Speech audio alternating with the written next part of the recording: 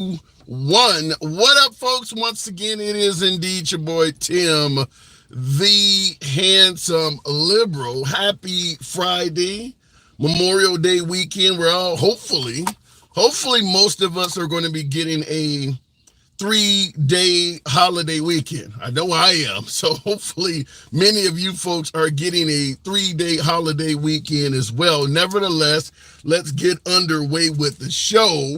Many of you, I'm certain, are aware at this point that President Trump went to the Bronx, spoke in front of a fairly diverse audience. If I'm correct, according to ABC News, I think they said it was about 40 years since a Republican did something like that. At least a generation since someone did something similar to what Trump did in the Bronx yesterday. Does he deserve credit for that?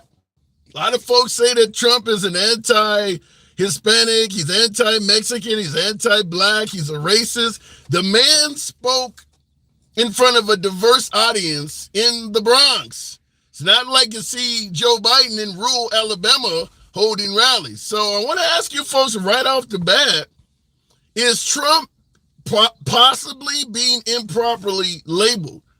Because it does take some kahunas for an alleged, I'll put it in quotes, an alleged racist to go and speak in front of a crowd like that at the Bronx. President Trump did that. So I want to ask you folks right off the bat, does he deserve credit for that? Is he possibly being mislabeled when folks say that he's a racist?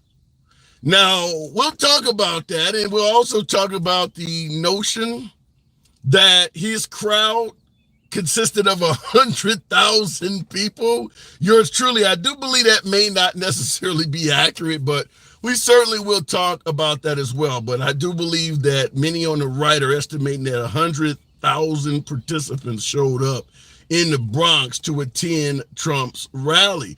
Also, we're also going to be talking about a fairly sad anniversary. 2 years ago, the Uvalde massacre took place. I believe it was 20 kids or something like that. I didn't get the numbers accurately for the program, but we know a lot of young children lost their lives in Uvalde. We know the police department essentially failed to protect those students. So what we're going to be talking about also, which I probably should have labeled the damn live stream, thoughts and prayers. Have we done anything to at least try to prevent this from happening again? Or do we simply not care about the fact that children in America can go to school and never return home? By the way, we hear the slogan all the time. If you ban guns, criminals will find another way. We can talk about that. But why is it that this seems to be a uniquely American issue? Nowhere else in the free world do you regularly have children go to school alive and come home just the opposite. So we will talk about that as well. Looking in the comments, we'll go to the comments, but you know how the program is ran. It is MAGA friendly. Always will be, always has been. MAGA are the preferred guests. Nevertheless, liberals are welcome as well. We don't block, ban, or censor anyone for their commentary. So understand, whether you're in the comment section or you're speaking with the host or anyone else on the program, if you have a different opinion, no one gives a damn. It's all about free speech here. We'll always preserve your right to speak, and we won't censor or limit you in any way, fashion, or form. Look in the comments. Republicans make up their own propaganda and sell it to their cult, says Steve Barrett. You believe that the Republicans are a cult? Wow, that's strong language to start the program off. Haiti for Trump. I'm going to assume that's probably not very accurate. I believe Haiti has barely even has a government at this point. They're not worried about the U.S. presidential election in Haiti right now. They're just trying to stay alive. I know that didn't happen when Trump was president. Nothing bad happened when he was in office. Team Cawthorn, we had Trump in office from 2016. Well, let's do it officially. Trump was sworn in office in January of 2017. And by the way, let me turn. I didn't realize I was on Bluetooth. Trump was sworn in office January of 2017, and Biden took office in January of 2021. Now, the idea that Trump, when Trump was president, as this is a quote from Team Cawthorn, says, when Trump was president, nothing bad happened when he was in office. When did the pandemic start? I'm just curious, because you said nothing bad happened. Yeah, thank you for the hat and mustache alter ego. Nothing bad happened when President Trump was in office. Wow. I mean, did we not have the summer of love? As many on the right would suggest, BLM burning cities all over the damn. Wasn't that under President Trump's term? Did January 6th happen when Biden was in office? Nothing bad happened. Wow, that is some really strong misinformation there. They blame everyone else for things Trump does. Let me go straight to the box. We're talking about, as we talked about Uvalde, the 2nd year anniversary. Are we even attempting to stop children from being murdered in schools? And Trump goes to the Bronx. That could almost be a book. Starting the program off right off the bat, PR Conservative. Love the name. Good afternoon, PR. Let's see if the box brings them up. I already having trouble. What's up, buddy? There you go. Good afternoon. Welcome to the program. I'm great, sir. How are you doing? I'm doing really good. So, Trump in the Bronx, 100,000 strong. You think that's accurate? Well, I was there, so it was a great time. It was, I don't know about 100,000. It was hard for me to estimate because they were only allowed 3,500 in the park, but it doesn't estimate how many people were outside. It was bananas how many people were outside. Like, you couldn't. It was as far as the eye can see. So, as far as a correct estimate, I don't know because I haven't really seen an overhead view, and the only overhead view you can see is that people are cropping out just the park. They're not showing what happened outside because they were not allowed to get in. So, as far as a real estimate, I can't even give you. People, I would say on the generous side, 10,000. So on the generous side.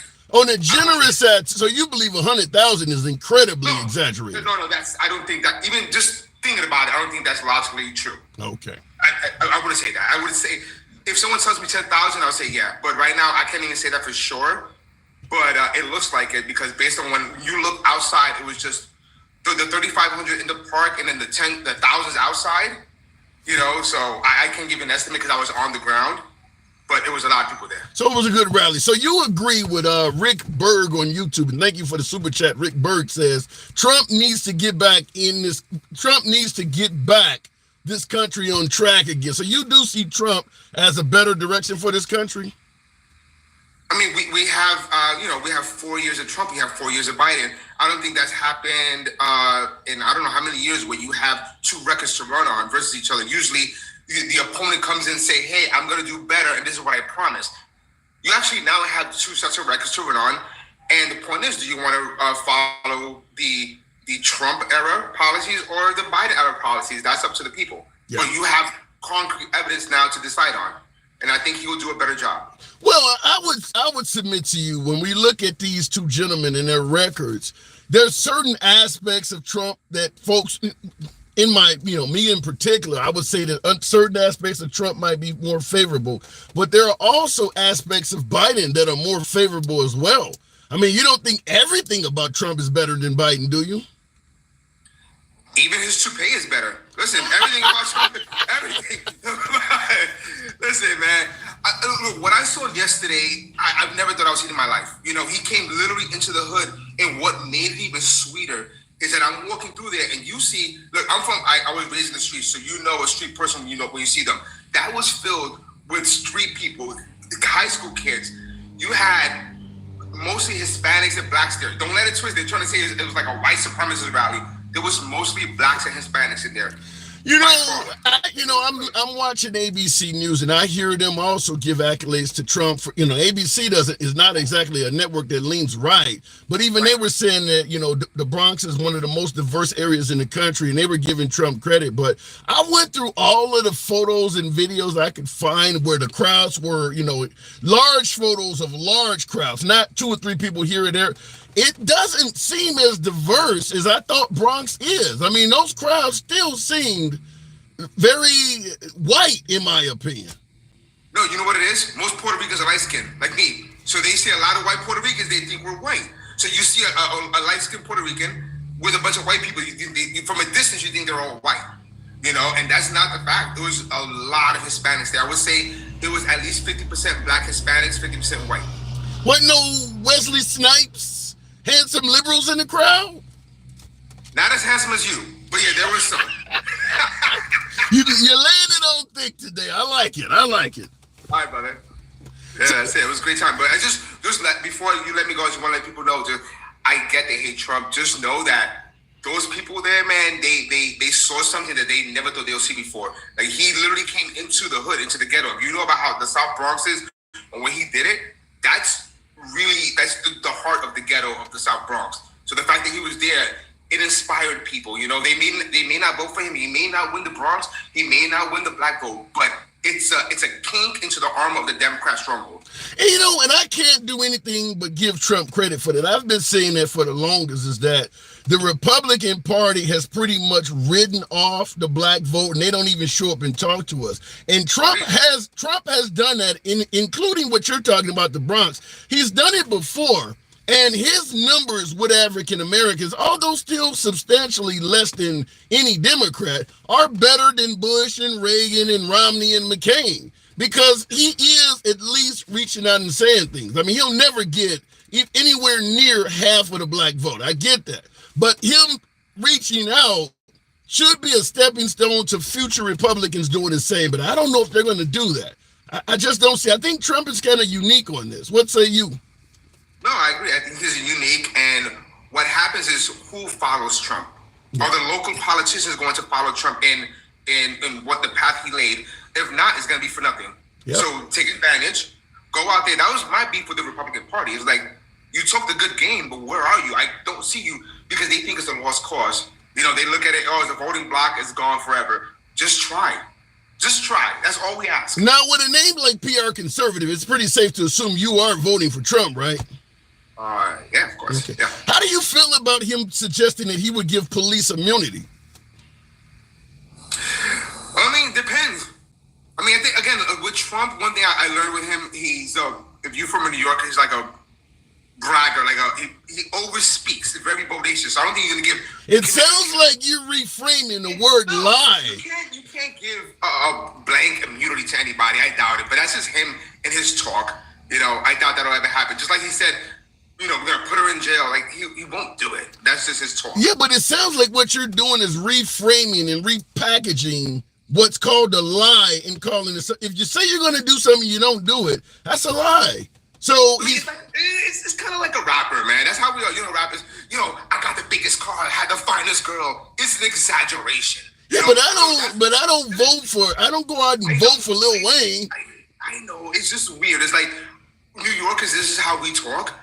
So it's like, so we understand that aspect. Again, I'm not saying he's lying, but it's just how we talk. I got the best house. I'm the greatest. Like about Muhammad Ali. That's what it is. Well, shit, and if he's constantly doing that, how do you know when to believe him? If he says my economy is the best in the history, or my job numbers were better than Biden's, how do you really know? All you want is one job. You don't want, a million jobs. So if he says he beat Biden by this many votes, or if he beat him by this many jobs, how do you know he's not lying about that? Because at the end, you'll see what the record is, and he's proven it. Okay. All right. So has he proven some of these other things you're calling exaggerating? Like he said he knew more about COVID than anybody. You believe that? Of course he didn't know more about COVID, but a lot of the information that he got was factual.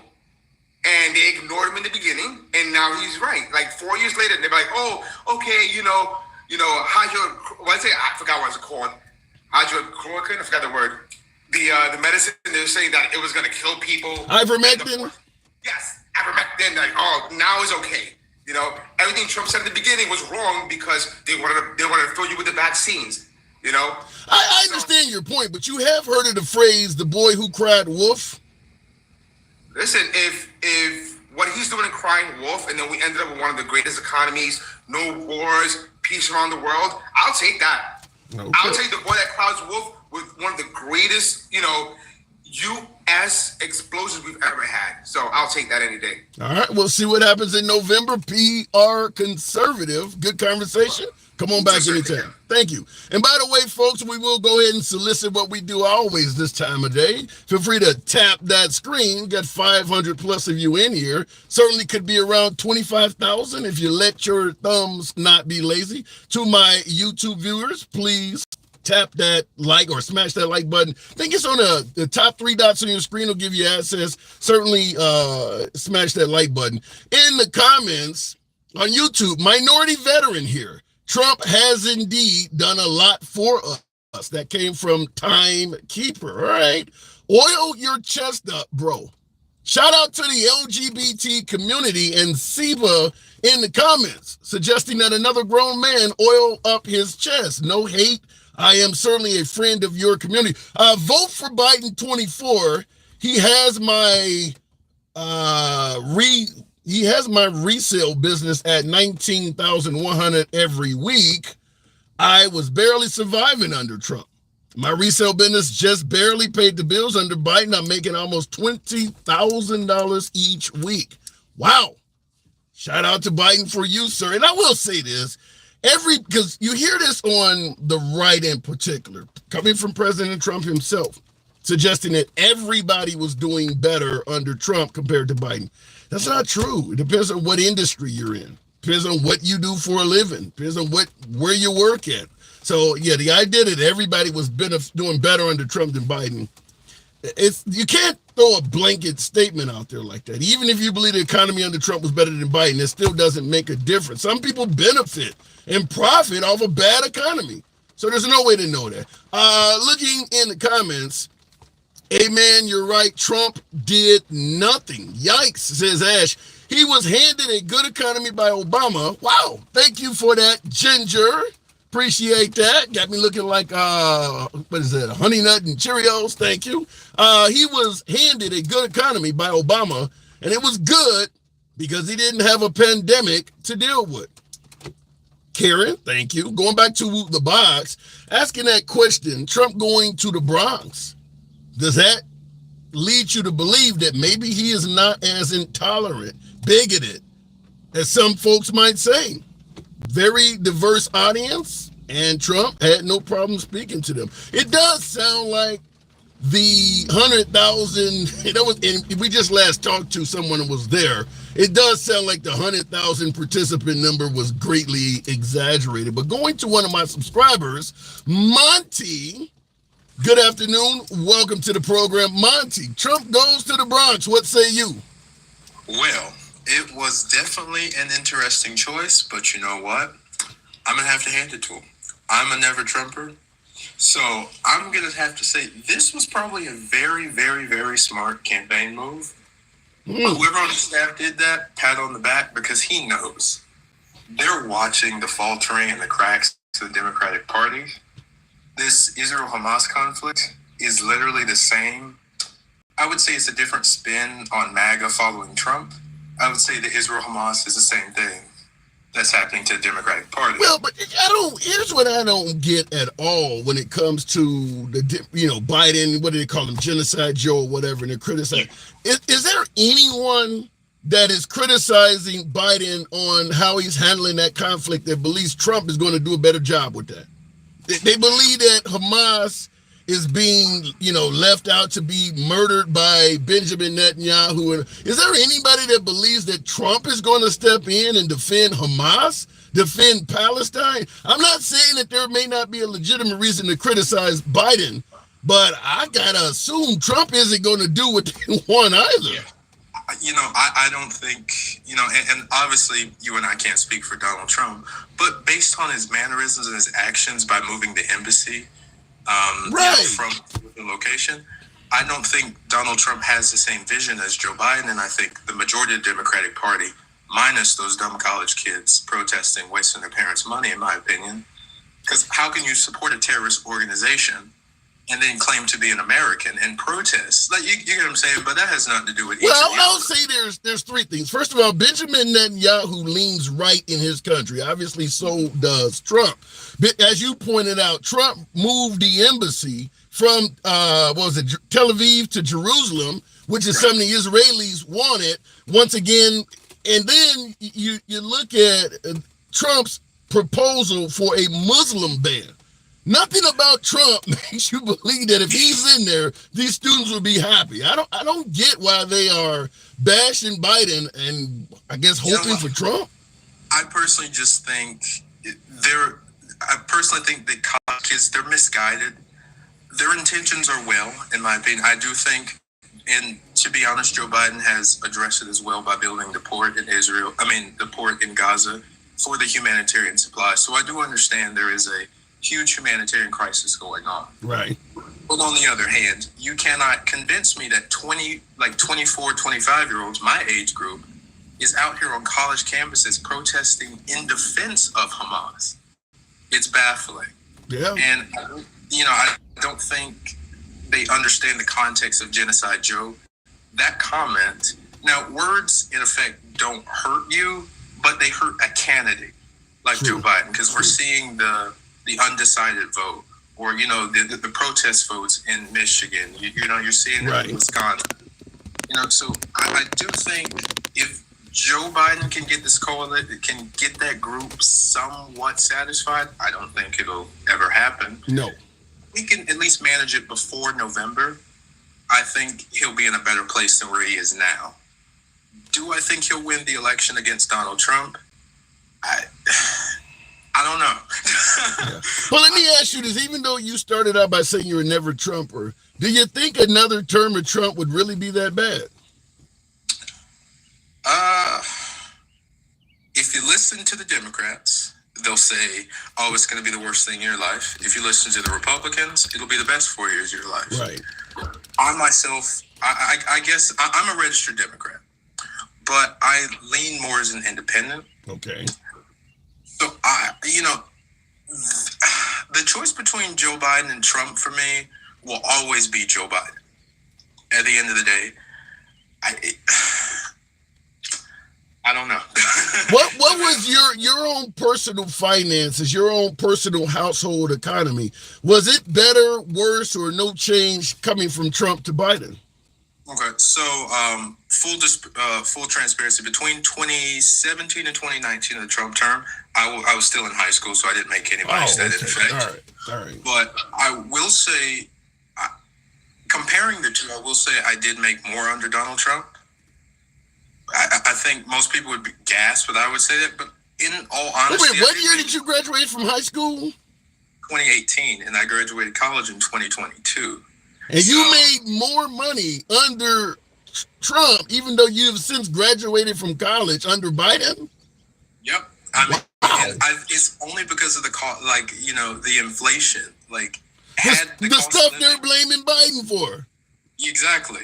I think it's the inflation in aspect is caused by both the Democrats and the Republicans, because they created that whole COVID package or whatever. And essentially, they had to print money out of thin air. So, of course, you put a bunch of money into the economy, you got to pay it back. It's got to come back and bite you in the ass eventually. So I don't see the griping from both sides saying, oh, well, this party destroyed and this party.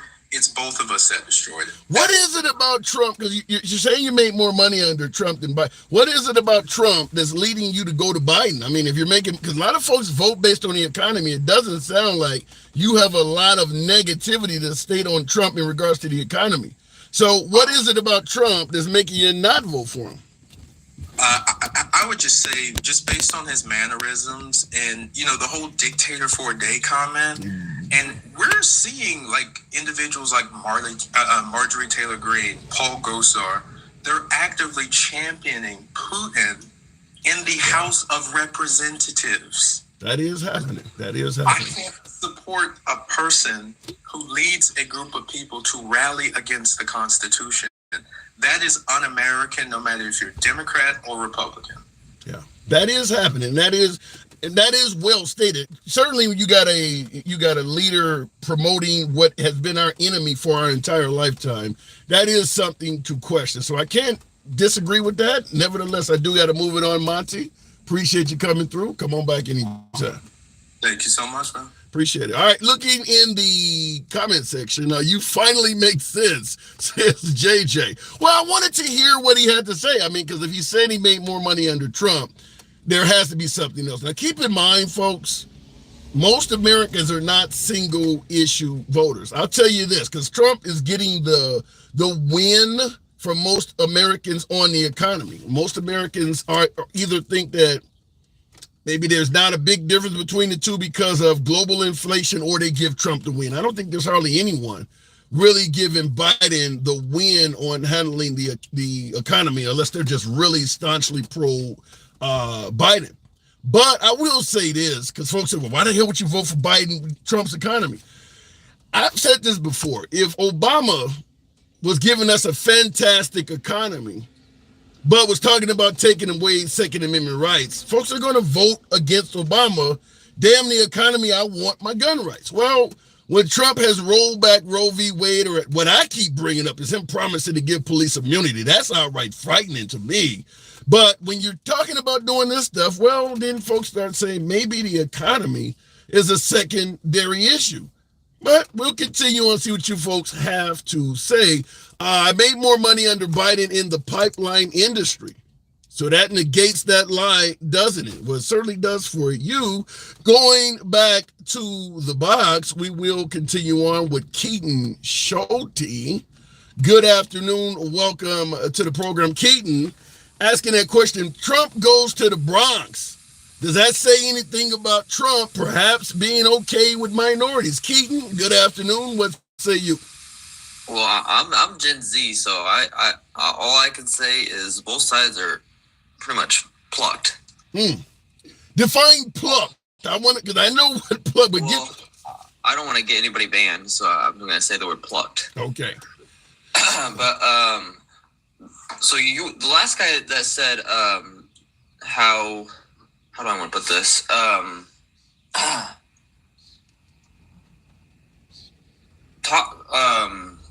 can't remember now. How Trump would say that he'd be a dictator for a day? Yeah. Okay. Well, I don't foresee how that'd be a dictator for a day when he's doing good in the process. Well, it depends on what your definition is of doing good. Closing the borders. Yeah, but what about banning abortion? Is that doing good to everybody? I mean, we have other reasons other than abortion. Yeah, but that's you. That's what I was mentioning before you and I started talking, is people are not single issue voters. Me personally, he talked about giving police immunity. Is that doing good in your opinion? No. Right. He said that. He actually said that he wants to give police immunity so they can get their powers back. So it depends on what your definition is of doing good. You mentioned the border, but then you quickly admitted giving police immunity is not good. Well, closing the border is good. Say that again.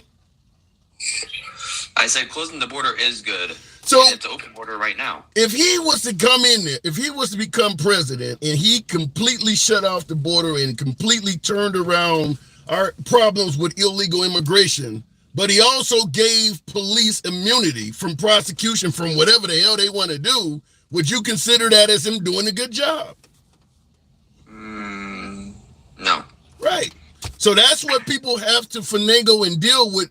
You know, maybe we can believe that Trump is going to completely seal off the border and suggest, well, he didn't mean the immunity thing. I mean, but this is what's coming out of his mouth. The dictator for a day thing you pointed out. Maybe we can turn that into, well, he didn't mean it that, but he is saying these things. He is saying this stuff. Yeah.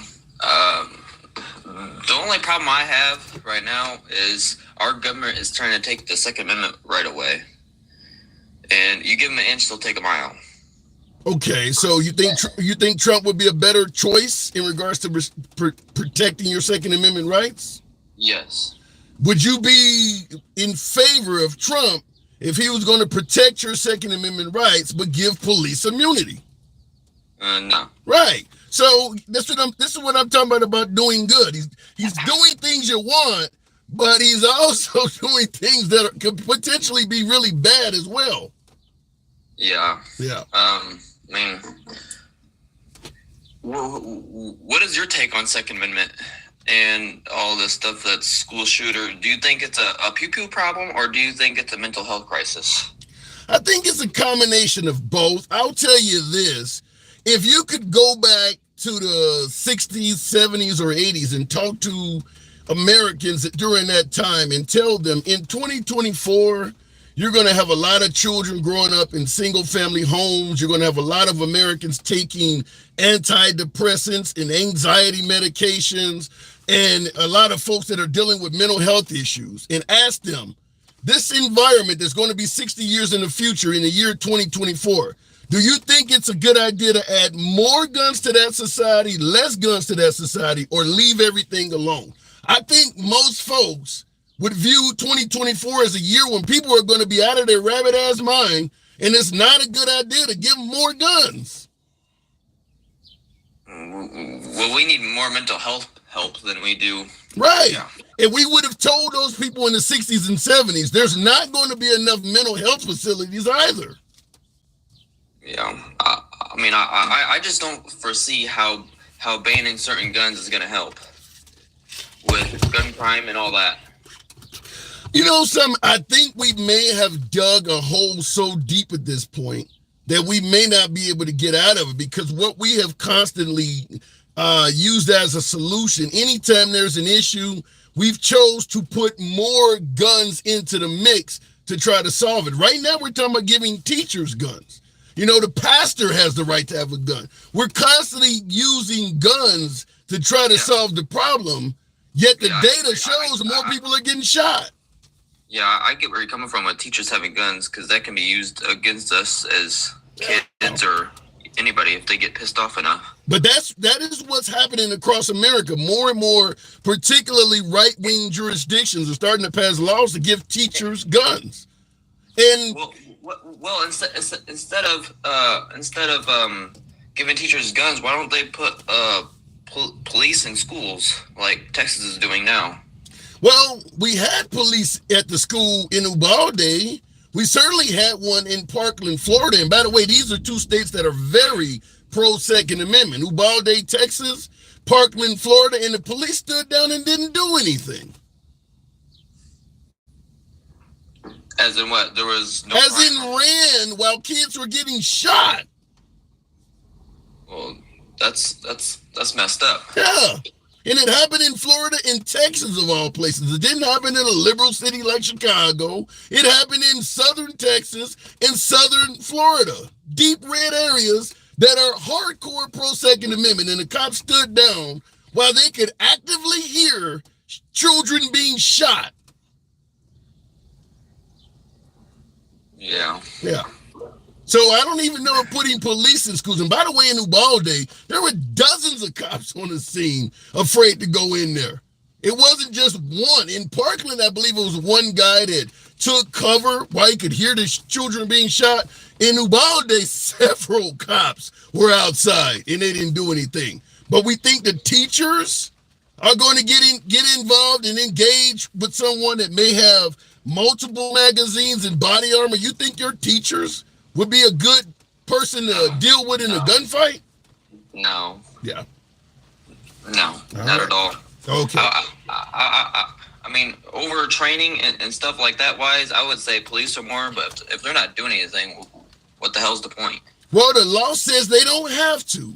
The Supreme Court has ruled they don't have to defend you. If they show up and they feel that the danger you're facing could be danger that they also are facing and they opt out of protecting you, that's it. It's your ass. They can do that. Yeah, I guess I don't know what to think anymore. I mean, all this shit that's going on. Yeah. What would you personally recommend, before I move it on, if you were put in charge, of a country, unlike most countries where a lot of children were being murdered in school by firearms? What would you personally suggest? I guess I never had time to really think about that because I never. You do now. You do right now. Well, that's a lot of pressure. Yeah.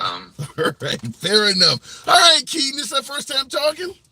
No, I've been on here before. Okay, well, it's a pleasure having you on again. Doors always open to you, man. I do got to move it on, but come on back anytime. Okay, thank you. Anytime. All right, looking in the comments. By the way, tap the screen. We should be around 40,000 if you let your thumbs not be lazy on this Memorial Day weekend. Hopefully you guys have some special plans. I don't even have barbecue plans, so I don't know what the hell I'm going to do this weekend. It is raining as we speak here, so we'll see. But looking in the comments, let teachers that want to carry, says Brian Wakefield. Here's the issue I have with it. If you are a teacher and you're carrying a firearm and all of a sudden a student comes up and starts taking out classmates and you realize they are considerably more heavily armed than you are, body armor, multiple magazines, long rifle when you only have a pistol, and you stand down, or let me raise my window, it's raining pretty heavy out. Okay, you stand down to protect your own life because you only have a pistol, maybe a revolver, and you're going up against Kyle Rittenhouse. He got magazines all on his chest and shit. Wow, DJ Julio. Wow, thank you. That was beautiful. The jellyfish. Thank you, DJ Julio, for the support. Okay, so you're going up against Kyle Rittenhouse. You got a revolver or maybe even a semi-auto Glock on your hip. And he can hit you from down the hallway. You probably aren't going to be able to hit him with that damn pistol. So you stand down to protect your life because you got kids at home that want you to return home. But this individual, because you stood down, takes out a bunch of classmates. As a teacher, you have to understand the parents of those deceased students are going to be calling for your ass. You are expected as a teacher that's carrying a firearm now to die if you have to. Not only do I not want to, I don't believe teachers would be reliable in that scenario. I don't believe most teachers would be willing to die to save somebody else's kids. I just don't believe that. And I do believe that if they didn't do that, the parents that did lose their children are going to be gunning for the teacher's hide like they are for the police in Uvalde and the police in Parkland, Florida. Tammy Green with the camel. Thank you. Tammy, thank you, by the way. Thank you, Tammy. So looking in the comments, I'm in Tennessee, and the Republican majority has voted for teachers to carry weapons in schools. Yeah, Julio, that's going to turn into a nightmare in my opinion.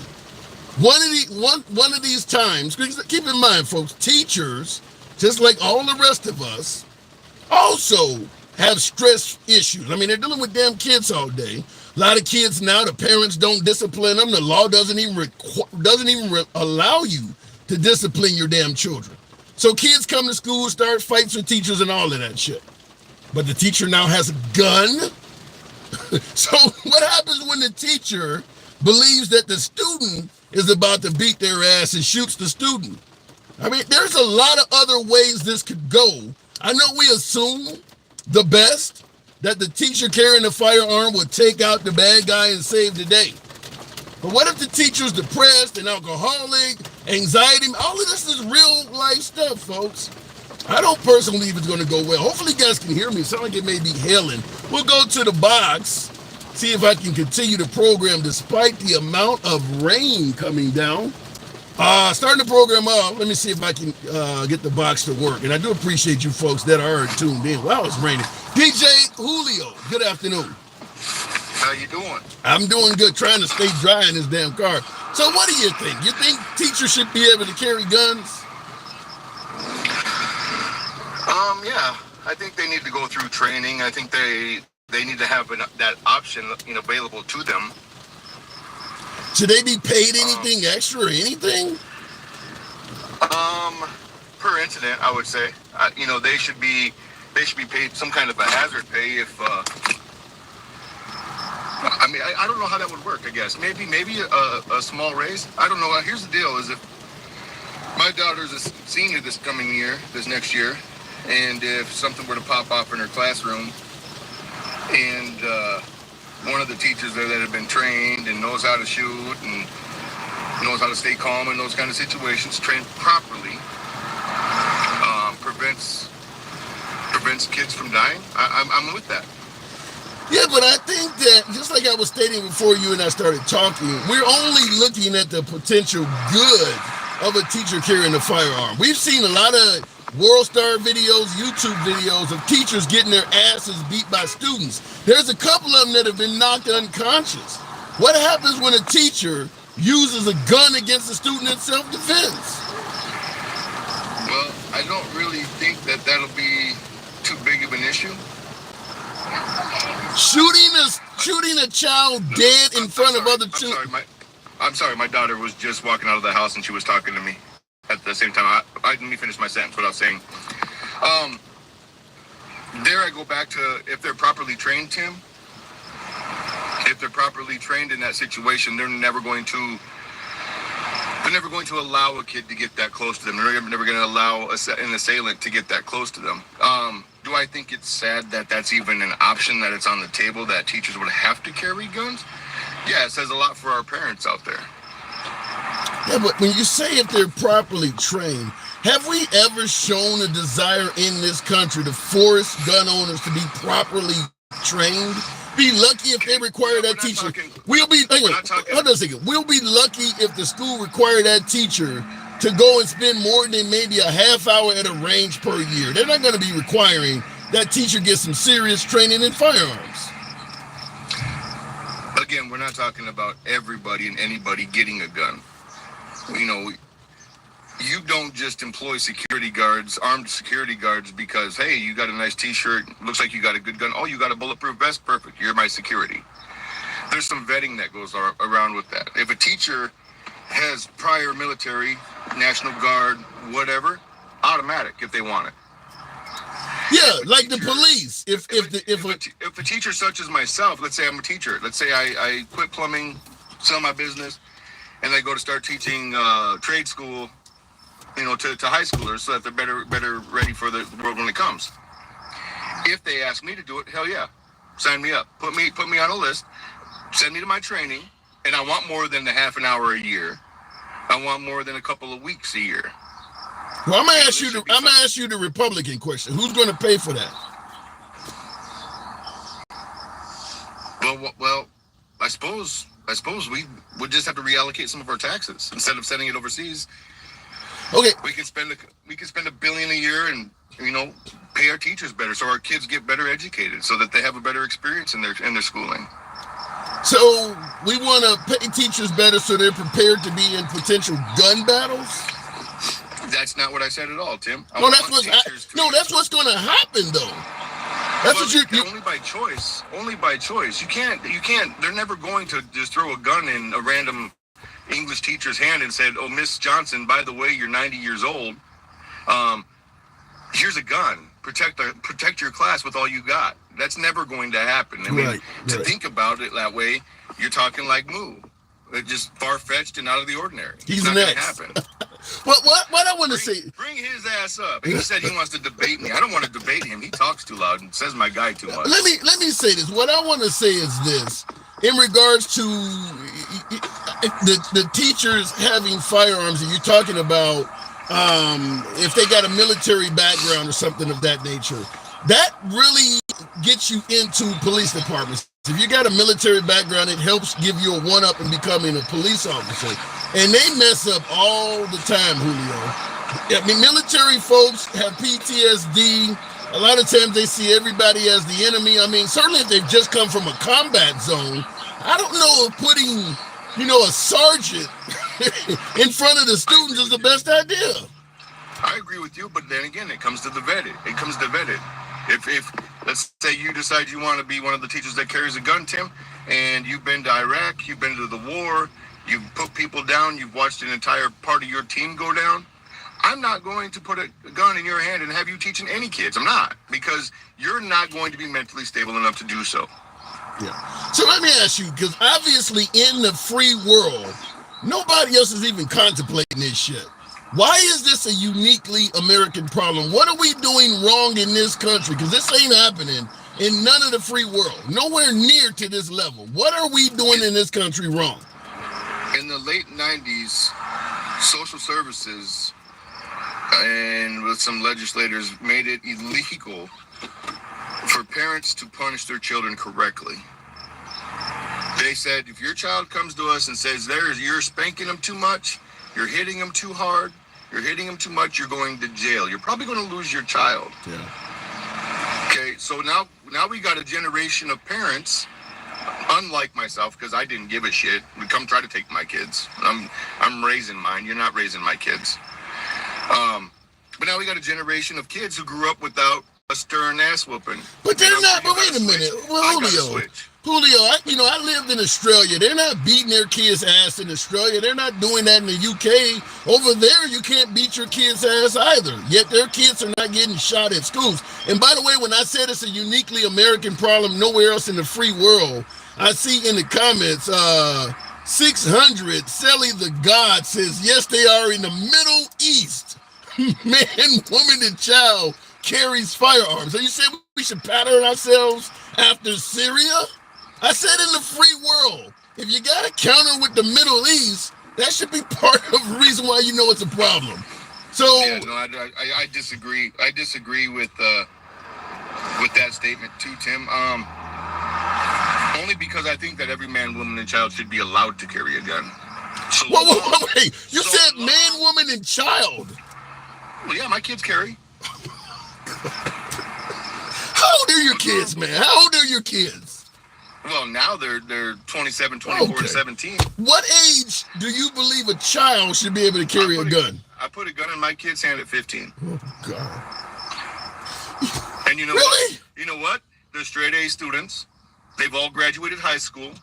They've got great jobs and great kids. Except for my 17-year-old. She's still got one more year. But yeah, absolutely, because you teach responsibility. We teach responsibility in my house. We teach responsibility and respect. Those are the only two rules in my house. So some folks are suggesting we actually increase the age in which people can own and operate firearms. You're saying it should go down. I live in South Dakota. Okay, I don't live in metropolitan city. I don't live in 100,000. Yeah, but Julio, you don't have a large population in South Dakota. Y'all shooting dogs. If you ask your governor, y'all killing their animals out there. If a dog is bad, yeah, it got to go down. Oh my God. I mean, you guys got people shooting turkeys who ain't hurting nobody. You got people shooting deer that ain't hurting nobody. You got a dog that's biting people and being stupid? Yeah, put them down. Okay. 15. You believe children at the age of 15 should be allowed. Listen, my kids. I gave my kids. I don't have a belief. If you're old enough to go fight for the country, you should be able to smoke. You should be able to drink. You should be able to carry a gun. You do realize when they go and fight for the country, they have to have training on their firearm. They're kept in. They're tracked where they are with the firearm. They can't go off base and go walking around with an M16. They don't just get to sit there with a firearm anywhere they want. There are real strict requirements or strict laws governing how they can use and carry that weapon. 100%. And that goes back to vetting people who are buying guns responsibly. When I got to go through, I go through a 3-day hold every time I bought a gun. I bought several guns since I was 18 years old. I'm 45 years old. Every time I go, I have to I get waitlisted because, well, I got in a fight in high school. I got in a fight in my early 20s. You scaring me. So let me before I move it on, I want to get clarity. So if the kid is responsible, you're okay with them carrying a firearm at 15. What about 14? No. 15 is the cutoff. It was, again, this was for my children. I think that a responsible child person, okay, this came up yesterday in a different debate. So when a child reaches maturity, when a child reaches maturity, they should be treated as such. They should be treated as a mature person. When my children grew up and they showed their maturity, every one of them was actually Aubrey. She's my youngest. Had a gun in her hand at 13. She didn't carry it, but she was learning how to shoot it. She was learning proper gun safety. Do you believe considering that your 13-year-old was responsible, do you think the law should allow a responsible 13-year-old to carry a gun? Absolutely not. No, I wouldn't let her carry it outside of the house or outside of my company either. What's the difference between 13 and 15? What's the difference between 13 and 15? Well, 2 years and a lot of growing. 14 and 15? Right, there's still a little bit of growing. So 15 is the cutoff age. Once I hit puberty, there's a whole different change in the thought process, a whole different change in the hormones. Once I was able to show myself that I was responsible, at that point, should I be able to carry the gun to Walmart and to the school with me? Hell no. There's places that guns don't belong. Guns not gonna do you any good. What if you want to just carry it to the playground while you're riding your bike? I mean, put it in your backpack. All right, Julio. Damn, man. Oh my God. But listen. You say damn, and you scoff and laugh it off.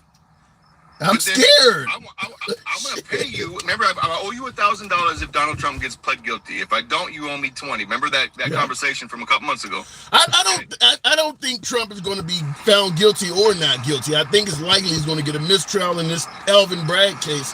In the rest of those cases, he's going to interfere with if he becomes president, and we'll never hear from him again. Yeah, maybe. Yeah. Probably.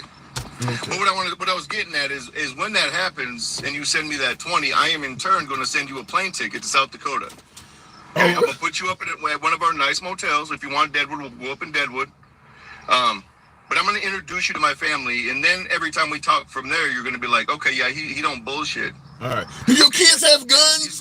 But you don't have any 13, 15-year-olds anymore, dude. I don't want to be angry. I don't want to meet your kids if they packing, though, man. I'm scared. Don't be. Why are you scared of somebody if they ain't trying to hurt you? All right. I don't know sometime, man. All right. We'll see what happens. You live in Chicago, though. You live in Chicago, though, too. I mean, it's a whole different world there. I mean, here, man, I shouldn't even say this online, but I don't give a shit because my house is on camera. I don't lock my car doors. I leave my keys in it. I don't lock my house. The reason I don't is because I know a lot of people around here, and I'd be goddamned if one of my people, and I'm out of town, need a car, and I can't give them the keys. That's the mentality of most of Western South Dakota. We do care about you and him and her. Well, if the rest of the Republican Party was like that, you might have a lot more voters supporting your party. I got to move it on, though, Julio. Yes. Yep. So I'm just going to say, if Kristi Noem becomes vice president, you're going to see what South Dakota is really like. That ain't going to happen.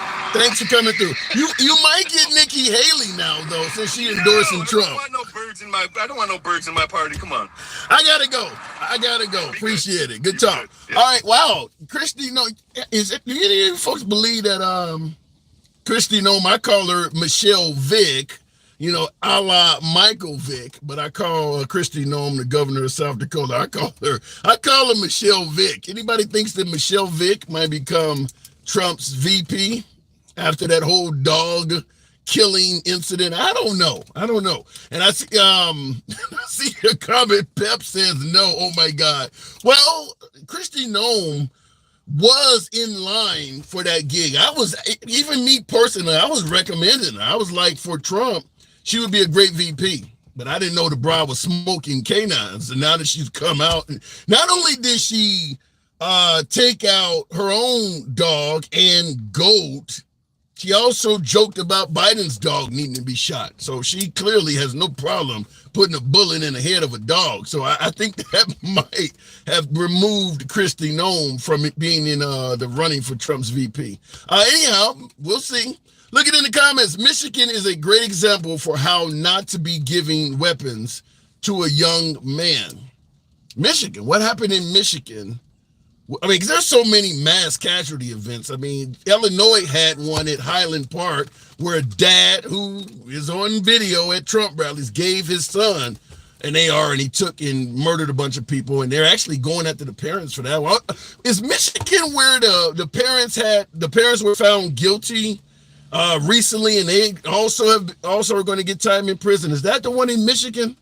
I see Jersey Girl Bop mentioned Kyle Rittenhouse. Kyle Rittenhouse is a good example. It's a little different, though, because I do believe what Kyle Rittenhouse did was an act of self-defense. But once again, I don't believe Kyle Rittenhouse would have deliberately put himself in that situation if he didn't have a gun. So even though I believe Kyle Rittenhouse was acting in self-defense, I think he was also acting in stupidity. Some people, when they have a firearm, they feel like Superman. And I do believe Kyle Rittenhouse deliberately put himself in a dangerous environment just because he felt he was armed. Another person, George Zimmerman, the Trayvon Martin, George Zimmerman case, where George Zimmerman also was ruled to be acting in self-defense. Fair enough, but once again, just like Kyle Rittenhouse, George Zimmerman would not have been doing that if he wasn't armed. Kyle Rittenhouse would not have been out there if he had to walk the streets and pose as a medic with no gun. He wouldn't have been there. He would not have done that. Looking in the comments though, and I see Jeremy says Kyle Rittenhouse was right. Well, the enemy of your enemy is your friend. I get the reference to it, but what he did was stupid. And I'll submit this. While folks champion what Kyle Rittenhouse did, I'll tell you this, most folks on the right would not put their own child in the situation Kyle Rittenhouse was in. Give their own child a firearm and send them to a rally like that, or a riot rather. It wasn't a rally, it was a riot. Send them to a damn riot, knowing that many people at the gathering are criminals, felons, rioting, looting. Some of them got guns. Kyle Rittenhouse could have got killed. At the end of the day, the only thing that saved Kyle Rittenhouse was blatant luck. Bicep guy with the pistol in his hand, all he had to do was stand back and shoot the guy instead of trying to get close to him. Kyle Rittenhouse got lucky. That's not smart. That's not a good thing. It just scored a blow to Black Lives Matter. People are favoring it for that, but it was dumb by every stretch of the imagination. Looking in the comments, and I see in the comments, it says protecting businesses. Yeah, right. Protecting businesses when you're running from people. You're not standing in front of any business. You're going around posing as a medic with no medical credentials. No, that wasn't smart. It just wasn't. I mean, somebody out there get wounded or shot. Kyle Rittenhouse isn't in position to do shit for you. In fact, the guy he shot, the first guy, he didn't even offer any medical, didn't do anything for the guy medically. Took off and ran and left him there. So the idea that, Kyle Rittenhouse is funny. Let me go back to the box. Even the police, when they shoot your ass, will try to at least perform some type of medical assistance for you. He just took off and ran and left him there. Going back to the box.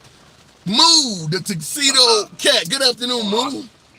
Well, we're doing pipe dreams today, right? We're gonna pipe dream about Trump in the Bronx, and we're gonna pipe dream about fixing the gun issue in America together, okay? Well, but he did go to the Bronx, though. Trump did go to the Bronx. We're gonna pipe dream that it makes a difference, though, okay? We're gonna pipe dream. Okay, so how many people live in the Bronx, right?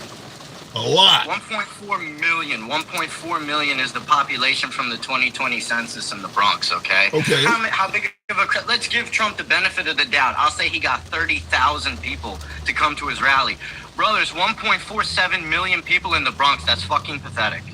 That is wait a minute. Hold on. My dude. Hang on, but... So again, and more, so, right? Trump got 16% of the vote in the district of the Bronx. Alexandria Ocasio-Cortez got 60% of the vote in her district, and she's a congresswoman. So in the same districts, a man running for president only polled like 16%, and a woman running for Congress polled a higher percentage in that district than Trump did. So just to put all of that into perspective for you. Okay. Yeah. Here's where I think you're missing it a little bit, though. Trump doesn't need to get anywhere near the majority of black votes. All he does is need to take some of them from Biden because he's going to get majority of the white vote. So do you know how much of the percentage of the vote in the Bronx that Biden got? The first time, how many? 89% as to 16% Trump got. So let's say Trump gets 30%.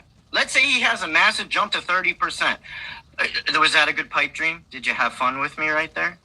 It was a good pipe dream, wasn't it?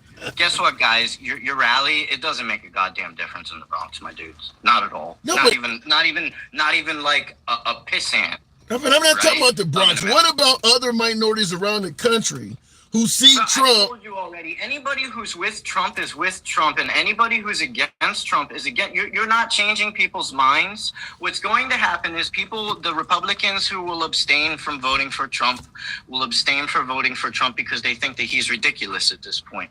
And the Democrats that abstain from voting for Biden are abstaining from voting for Biden for various different reasons, mostly because of his views on Palestine, which is like 30% of the young vote. So all he has to do is defy Netanyahu, and he picks back up like the 30% of the young vote that he's lost. So you believe that there's nothing Trump can do to get more of the black vote? Nothing.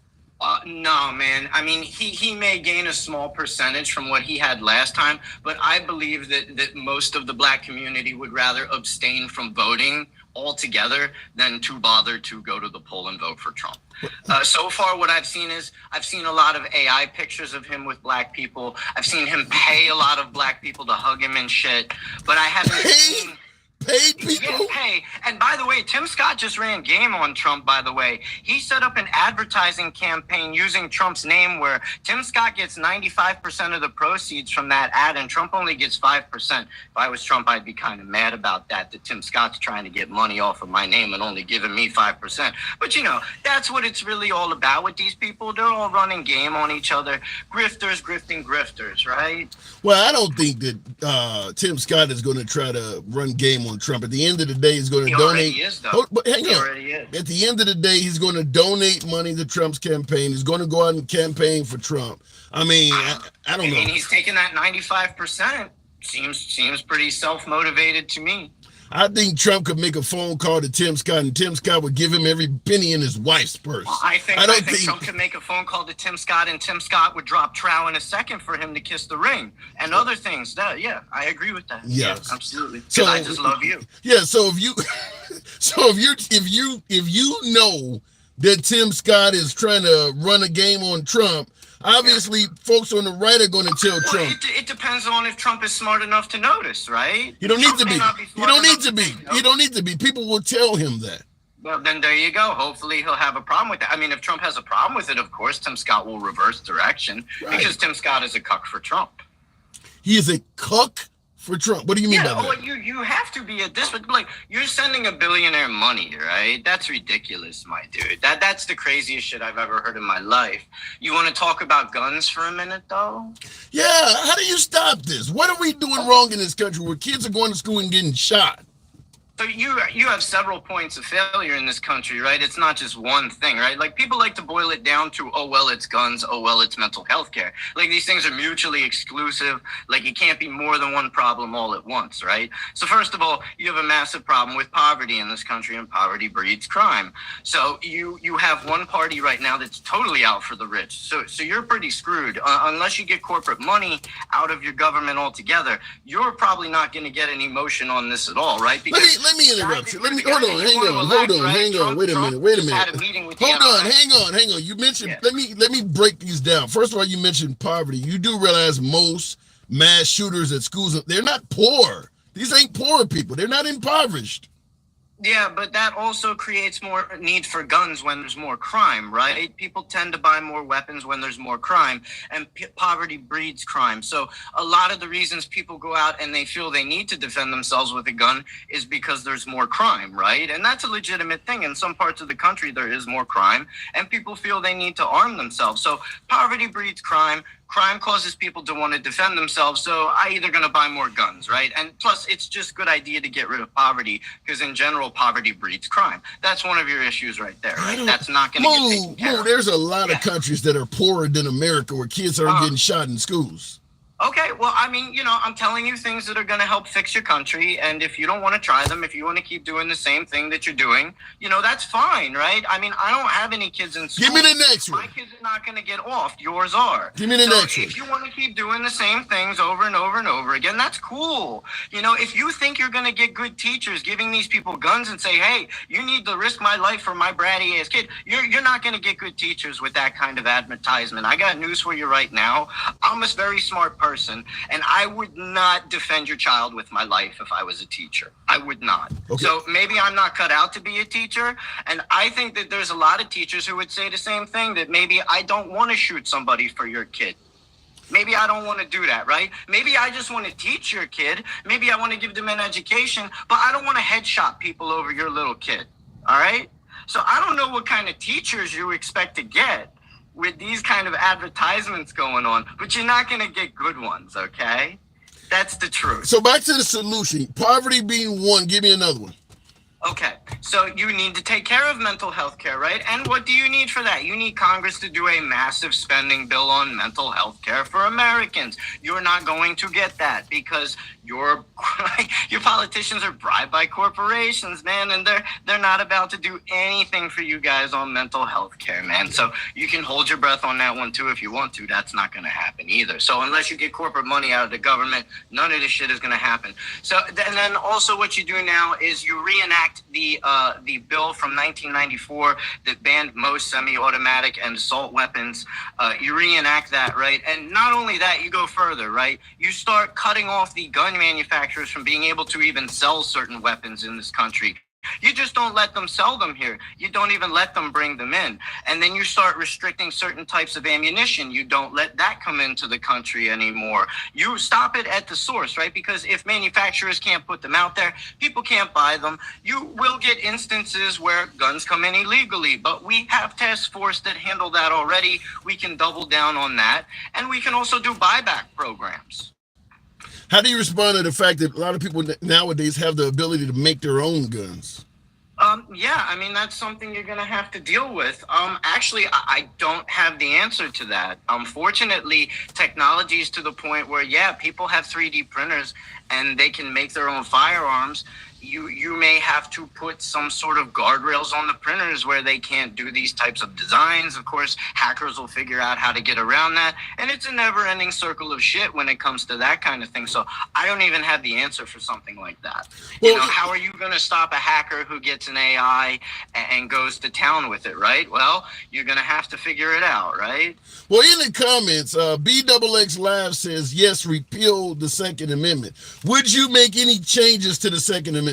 Oh, sure. But, you know, I'm not going to repeal it or do anything screwed up like raid a Capitol building and try to overthrow an election to do it. I would legitimately advocate to amend the Second Amendment because the Constitution is made to be changed and you can do it through amendments, which is the proper way to get what you want in our government, right? Wow. You don't go being a fascist and you don't try to hang the vice president, right? And you don't try and take women's reproductive rights away, right? You try to act, and you don't show dick pics in Congress either or read sex novels, right? You actually try to do legislation and govern and shit like that, right? So that's what you would do. So you would not ban all guns, just some guns?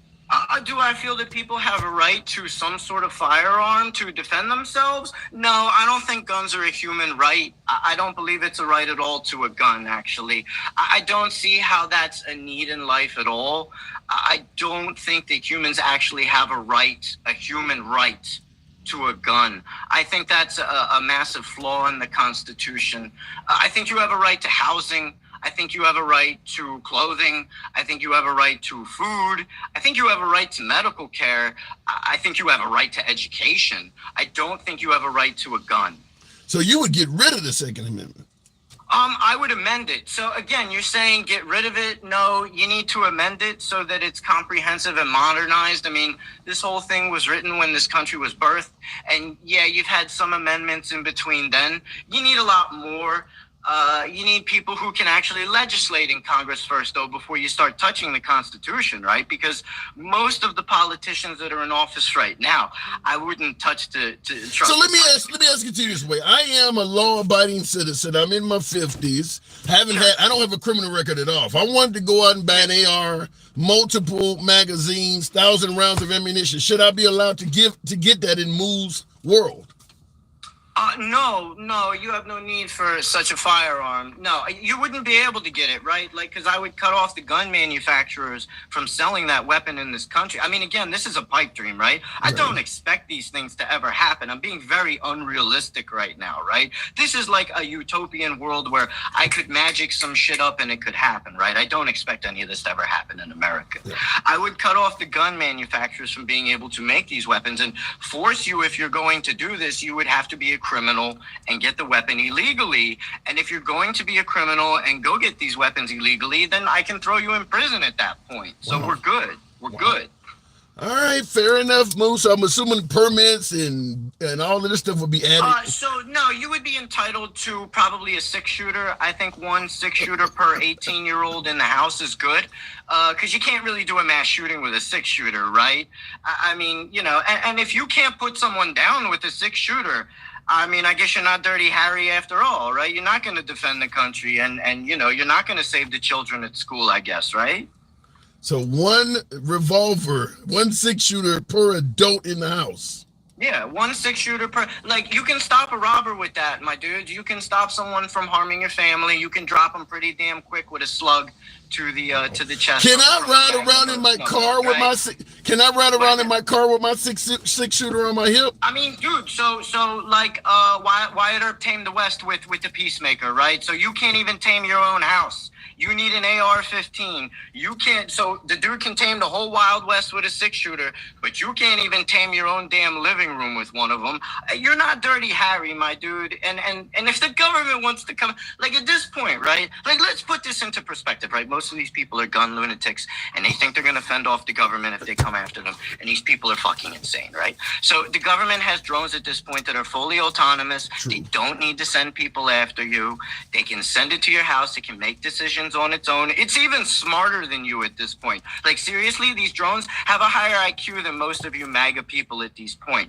If they want to get you, they're going to get you, and they'll send 20 of them your way, and you guys can bob and weave like hell divers and try to get out of the mix, right? You guys take your, you're going to fight off the government, my ass, man. Oh, my God. And I do agree that fighting off the government in this day and age is virtually impossible, but I got to move it on, Moo. Appreciate you coming on as always. Man. Thank you. And I saw a lot of my folks on YouTube that were really, really unhappy with my last caller. It is what it is. When I say we go left of Bernie Sanders, so I'm having dinner with QAnon, we do believe in letting folks speak. So you're always going to hear opinions here you agree with vehemently and think the other ones are trash. Because this is not an echo chamber. We do believe in letting everyone speak. Many folks, many Americans, particularly voters, constituents, prefer media that agrees with their level of thinking. We don't do that here. We let everybody speak, so it's not an echo chamber. Looking in the comments, that guy was a little special on YouTube. Says, these nuts in your mouth. Wow, I like the name, these nuts in your mouth. Oh my God. It's AI. Get ready for Skynet to take over. Damn, that's what, from the Terminator? He made a statement. Thought maybe you wanted an argument. I will say this. Although I do believe that the Second Amendment is part of the reason we have so many gun issues in America. And I'll just say this. There's 3 reasons people generally cite for carrying a firearm. Number 1 is obviously self-defense. Defend your homestead, defend your family, defend your life. Number 1, self-defense. Number 2, hunting. Hunting. People carry the gun. They want to be able to hunt and feed their family. And number 3 is to stave off tyranny. Tyrannical government, you name it. Look, I'm not completely against the Second Amendment like my last caller is, but I do believe that some folks have taken it to a level that no longer applies like it did in the late 1700s when we got the Second Amendment.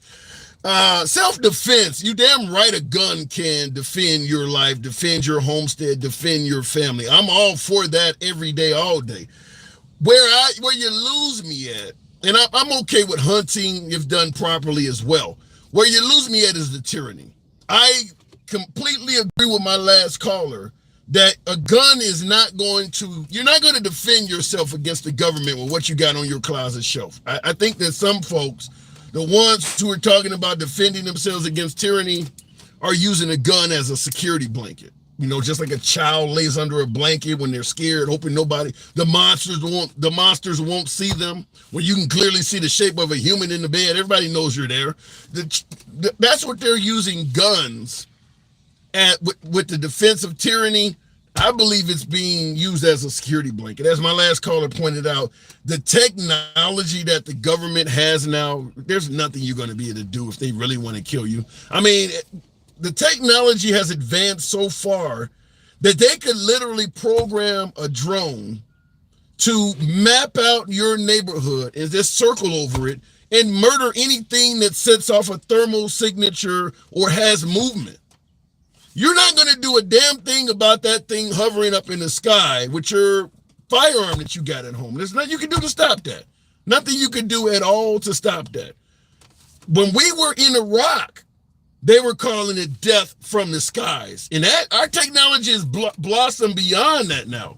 So I don't think you can stop tyranny with your firearm. And I see Pep also pointed out infrared. Yeah, any type of signature that a human gives off, the drone is programmed to take that out.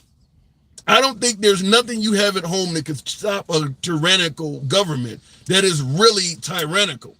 The reason people believe that it could stop a tyrannical government is because they don't believe real tyranny will ever happen. If you get a leader like Adolf, who opens the door to doing anything to get rid of you, you're not going to be able to do anything. I mean, there's bioweapons, all of that shit. Nothing you got at home is going to protect you against that. So I don't buy into that. Also here, before I go back to the box, I don't want to go on too long. By the way, tap the screen. Get me on up to 60,000 likes. We solicit that all day, every day. Get the likes on up on the program. Same on YouTube. Feel free to smash that like button. Tyranny, before I go on, here's the other issue on tyranny. When America was founded in the 1776, got the Second Amendment, Constitution 1789, obviously we had slavery in this country at that time. Women had virtually no rights at that time. Only white males with property could vote.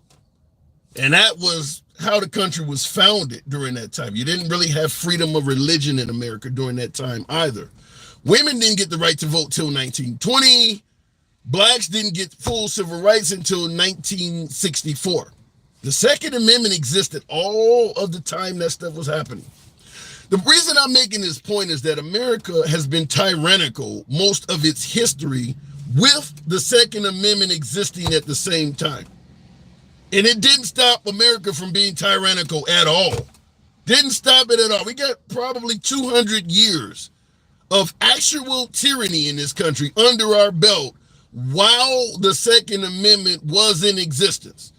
So when folks tell you the Second Amendment prevents tyranny, you can actually use the United States as a real example of why it does not. We did just fine as a tyrannical nation while the people had the right to own firearms. And blacks had the right to own guns too. Remember Black Wall Street, for instance? They had guns. The government just used aircraft. That's what they use. So this is what I'm talking about when we say the government has technology that your gun can't do nothing about. When they started trying to wipe them out in Tulsa, Black Wall Street, the African Americans in that neighborhood started using guns.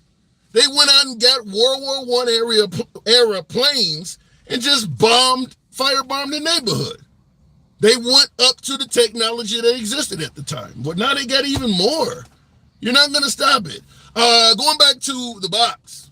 Tyranny has been in existence the whole time. Let me go back to the box. We'll keep it going with Wing Ding King. Good afternoon, Wing Ding. Come get mine, says Jerry Gardner. They don't. And before we go to the next caller, the whole come and take it, come get mine.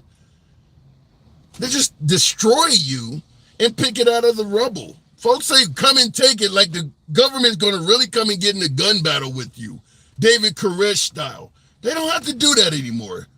The guy with the come and take it flag on, just blow up his whole fucking house. The gun will survive. Pick it up out of the rubble, put it on television and tell his family we actually went out there and took it. It's that simple. Wing Ding King, good afternoon. What's up? Hey. It's been a while. Hey, I got two questions. Sure. Before I begin, what's more important to America, violence or peace? Depends on how you try to attempt to get peace. If you're going to take away constitutional rights in pursuit of peace, they would prefer the Constitution and violence. Right. What makes more money? You're breaking up. Say that again. What makes more money, violence or peace? Generally, violence. Violence, right? Okay. Yeah. My second question: what more would you be? What more likely would you be born with? Mental illness or racism? Mental illness, for certain. Racism is taught. Right. Exactly. Right. Yeah. Why isn't it? Why isn't America? Because it's not going to change. The dude Moo made some good points. Julio made some good points. But the problem is, man, is that we only worry about guns and capital, the money. You don't worry about a person mindset. We don't care about that. Now, if you was taught at an early age, okay, just for instance, in China, they teach children at the age of 3 how to cook. Okay.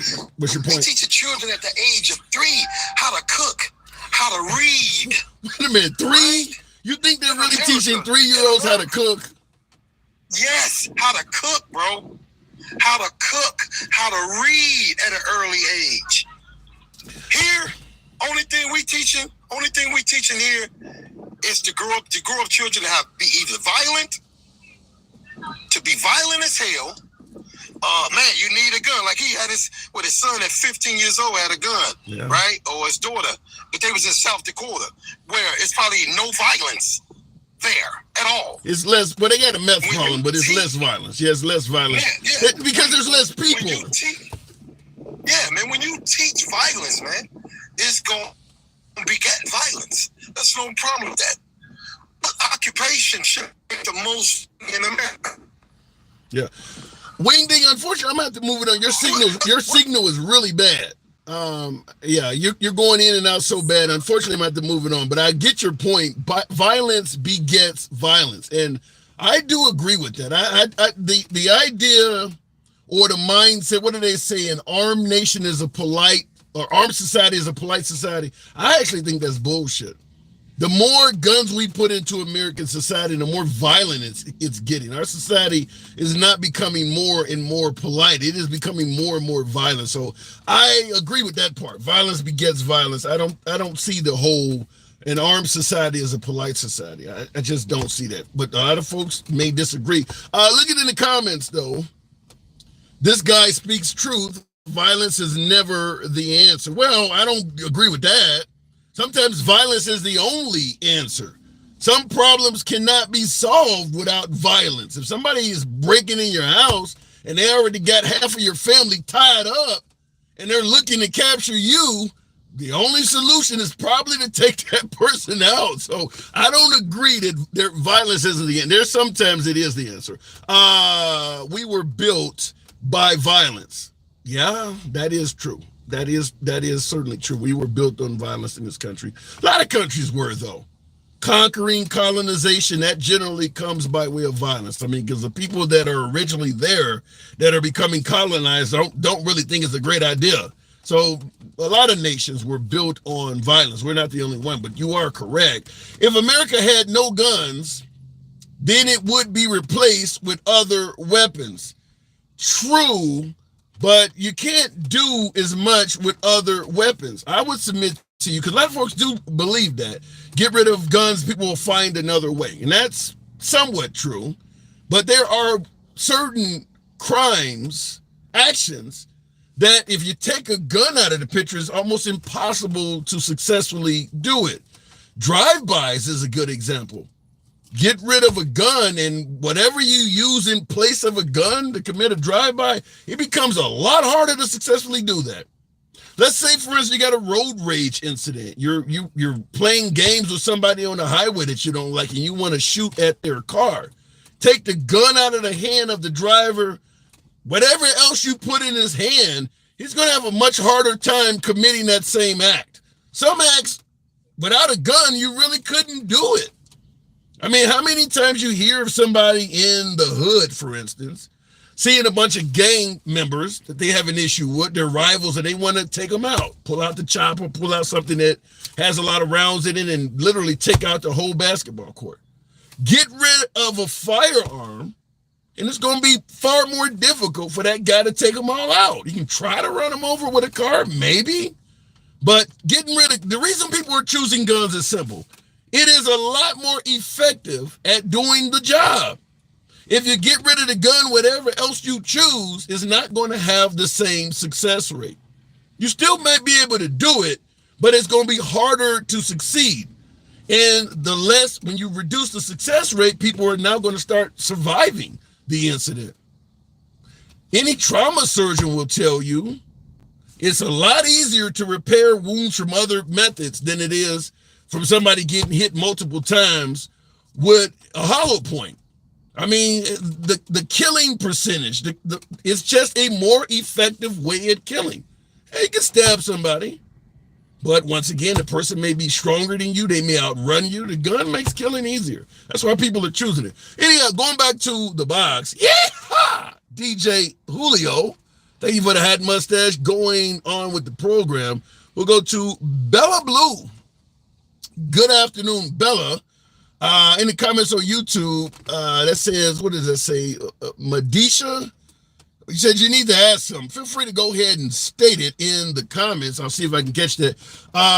We'll wait till the box comes up. And by the way, tap the screen. Get me on up to 70,000. Feel free to smash that like button on YouTube. 3 dots in the top of your screen will give you access to that.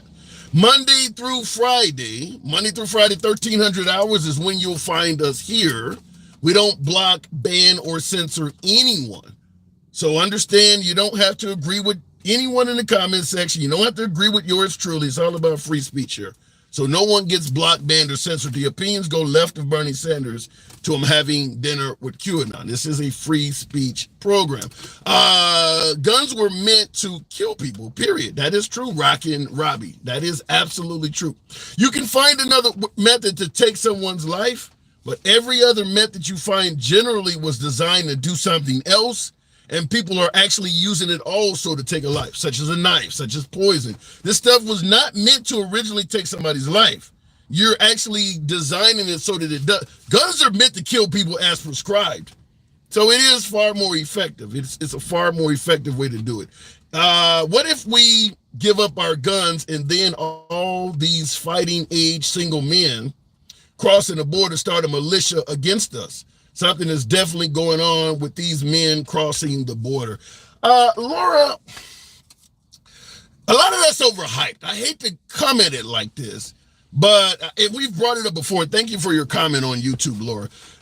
Trump is suggesting under Biden, we've had 10 million illegals come in the country. He suggested that Mexico is sending us their rapists and murderers. They're not sending us their best and brightest. The evidence don't measure up. I'm just going to tell you that. The evidence, Biden's been in office as of November, what is it, coming up 4 years. If 10 million is coming in under Biden, according to folks on the right, 10 million illegals, you should have a lot more dead people. I mean, I'm just giving it to you clear. If what Trump is saying, bunch of bad hombres, as he calls them, rapists, murderers, to the tune of 10 million have come in this country over the last 4 years, the amount of dead people is minuscule. One dead person is too damn many. I get that. But if what Trump is saying is correct, the data just doesn't measure up. It should be folks. If that many of them folks, where he said Venezuela, the crime is actually going down because they're sending us all their prisoners and things like that. The data don't measure that. The data don't measure up to that. There's just not enough folks being caught committing rapes and murders and all this stuff that are here illegally. You can't hide all. Folks go, well, they're actually hiding it. They're not telling you the truth. 10 million? Let's say 1% of them. 1% of that 10 million were raping and murdering people. That would be a lot of victims. You're not going to be able to hide all of that. It's just not happening. So when you state that, I'll just tell you this. I do personally believe, based on the actual data, and I'll tell you this, the right is going to find any immigrant that rapes or murders somebody and plasters it all over television. The fact that they're not showing you new victims of immigrants, every single broadcast shows you it's not enough of them out there. I do believe they're greatly, with emphasis on greatly exaggerating what's going on at the border and the quality of the people coming across. They're greatly exaggerating that. Looking in the comments, your math is baloney, says Louise. Okay, let's say my math is baloney. I'll submit this to you. Said it before, and I'll go right back to the box, by the way. You guys aren't, where's the participation on the damn tapping of the screen? Is the content that bad? Got almost 700. We should be around 70,000 likes on TikTok. YouTube, get it on up to 50. This is an uncensored program. You guys like free speech? That's what we're doing here. Nobody's being blocked, that says, tap the damn screen, get the likes up. Kind of made me forget my point. Oh, my math is baloney. That was the comment. Me stating that the numbers don't measure up. My math is baloney. I'll submit this to you. And you're hearing it from the guy with quote unquote baloney math. If Trump had to name five victims of an illegal immigrant murdering somebody, I don't think he could. I don't think he could come up with five. Name 5 people that have been murdered by an illegal immigrant. I don't think Trump could even do that. 10 million rapists and murderers coming here. And if he had to name 5 rapists, I don't think he could do that either. You should have hundreds of them. 10 million people coming here doing. My math is baloney. Okay, fair enough. But the numbers and data, if you watch OAN, Newsmax, Fox News, they're not presenting a whole lot of victims. They're presenting a whole lot of statements. 5 of them. Name 5 folks that have been allegedly raped or murdered by an illegal immigrant. It's just, the data's not there. 10 million? You should be able to name hundreds of them every night. Because it is politically beneficial to the Trump administration, their campaign, if they can plaster on television victims of illegal immigrants. And damn it, they try to do that. When the immigrants beat up the cop in New York, they ran it all the time. When the nursing student was murdered in Georgia by an illegal immigrant, they ran that shit in the loop. You should have a new one every night if 10 million folks are coming here and they're mostly rapists and murderers. But you can take my math as baloney all you want. Fair enough. All right, going back to the box. We'll keep it moving once again with, I don't know what just happened once I tapped the screen. Every time we get Toots Sweet. Good afternoon, Toots. I'll keep my guns, thanks. And Trump is going to be number 47. Can you name any dead from illegals? The nursing student is one of them down in Georgia that was murdered by an illegal. That's one, but 10 million, and I can only come up with one. That's the problem. Toots, good afternoon. My man, how you been, bro? I'm doing good. Is Trump getting it right? Are illegal immigrants murdering Americans all over the place? Well, that's not what he said. What he said was that countries all around the world are literally letting out their jails, they're letting out their insane asylums, and they're bringing the people here. And that's exactly what's happening. Okay. Because we're just, this, I mean, I don't know if you've seen what's happening here, but the left, I've never seen anything like it. They are literally letting in tens of millions of people into this country. Nobody knows who the hell they are. Trump knows because obviously he's got more information than we do. So when he's saying this, it's true. Trump ain't there. He's just got to kind of say. But that goes back to what I'm asking. You just stated they're letting out their jails and their insane asylums, and the people are coming here. Why aren't they committing more crimes? What are they getting out of jail in Venezuela and coming here and being a good person? No, well, they're not actually. They're actually forming gangs, especially here I live in New York City, and it's a disaster. Besides the fact that they're letting all of these people in, the Democrats in New York are letting all the criminals out of our prisons. They're not. Everybody who's getting arrested was formally arrested 21 times earlier, and they're still letting them out. I mean, it's insane, brother. You don't even know how insane this is. People aren't looking at the real deep pictures. We keep talking about, the Republicans. This is evil at levels I've never seen before in my life. And I'm 60 years old. And this is just crazy. And I've been here in New York my whole life. And I was here during 9/11. And it was really scary then. This is completely out of control. Here's where I have the problem. Most of these immigrants are coming across the southern border, correct? Yeah. If they're coming across the... Huh?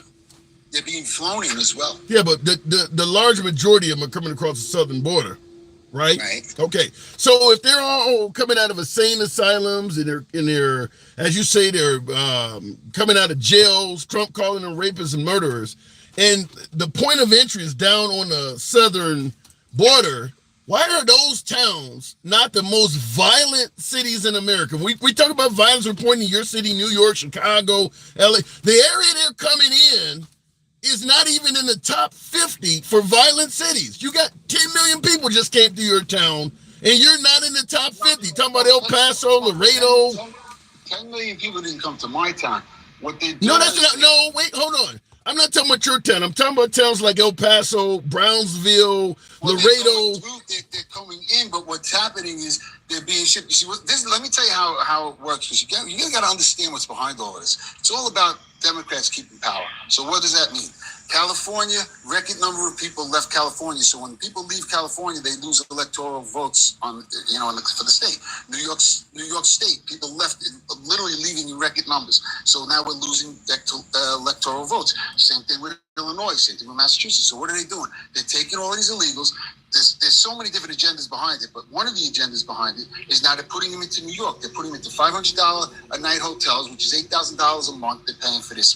They're getting, plus they're getting free credit. I mean, the whole thing's the same. But none of that. Let me make this point real quick. If you don't, I'm sorry. Let me just make this point. What they're doing is they're bringing these people in, and then even if you're an illegal, even if you're not a citizen, they're counting you in the census. So that to get the electoral votes, that's what this is all about. It's cynical at levels you've never seen before. But I go back to my original statement. Even if everything you just said is true, that doesn't explain why cities like Laredo, Brownsville, Texas, El Paso are not incredibly violent, because this is where the people are coming in. What are they coming in and just knowing to not commit crimes in mass?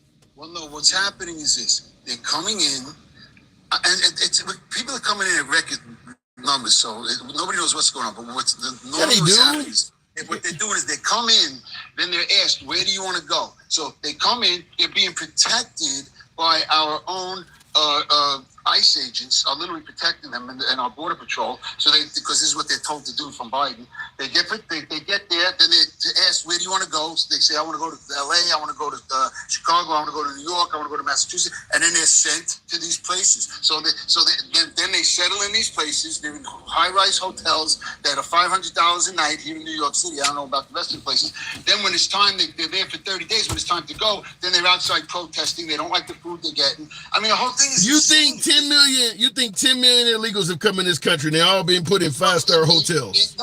In 3.5 years, 10 million people have came in. Right now, Biden, the deal that the Democrats want to make is they said, we wanted just 5,000 people a day to come in. So do the math, 5,000 people a day. That's 35,000 people a week. That's 35,000, that's 140,000 people a month.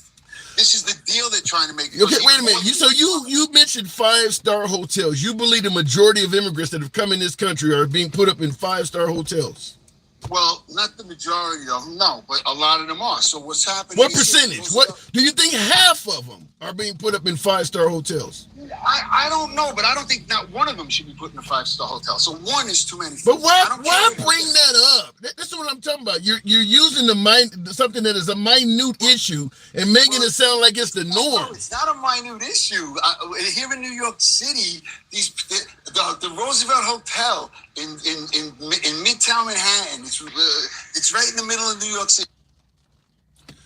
Toots, damn. Unfortunately, Toots was removed from the program. I don't know if somebody reported him or whatever, but you guys know I will never block, ban, or censor anyone. I'll tell you right off the bat, Toots, you are always welcome back to the program anytime.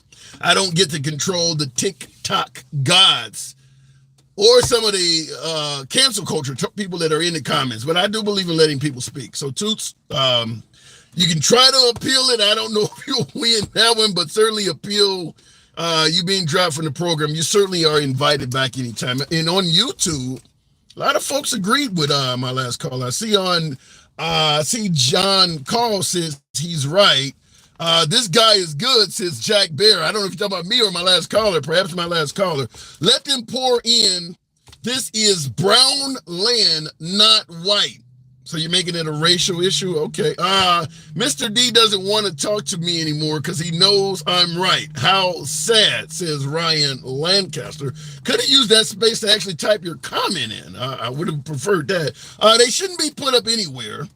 We got people in the streets that are getting nothing. American citizens are dying on the streets. Truth time. And I'll go back to by the way, tap the screen. We might be to get up to 100,000. You guys are finally participating. Thank you very much.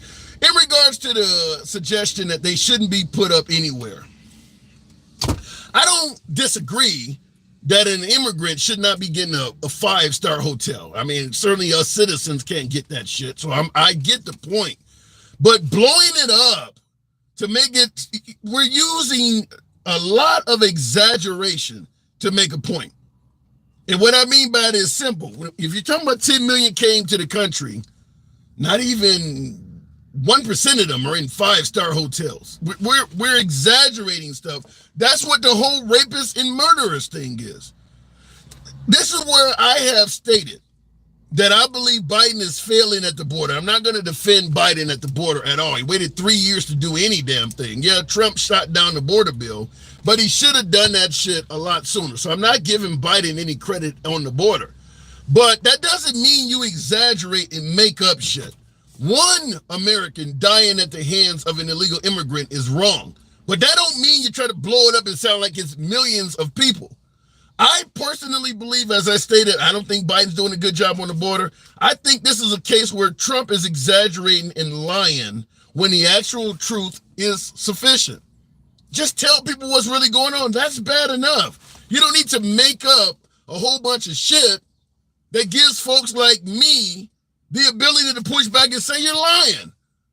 If there was as many immigrants raping and murdering people as Trump and many folks on the right lead folks, there would be a lot more bodies to produce.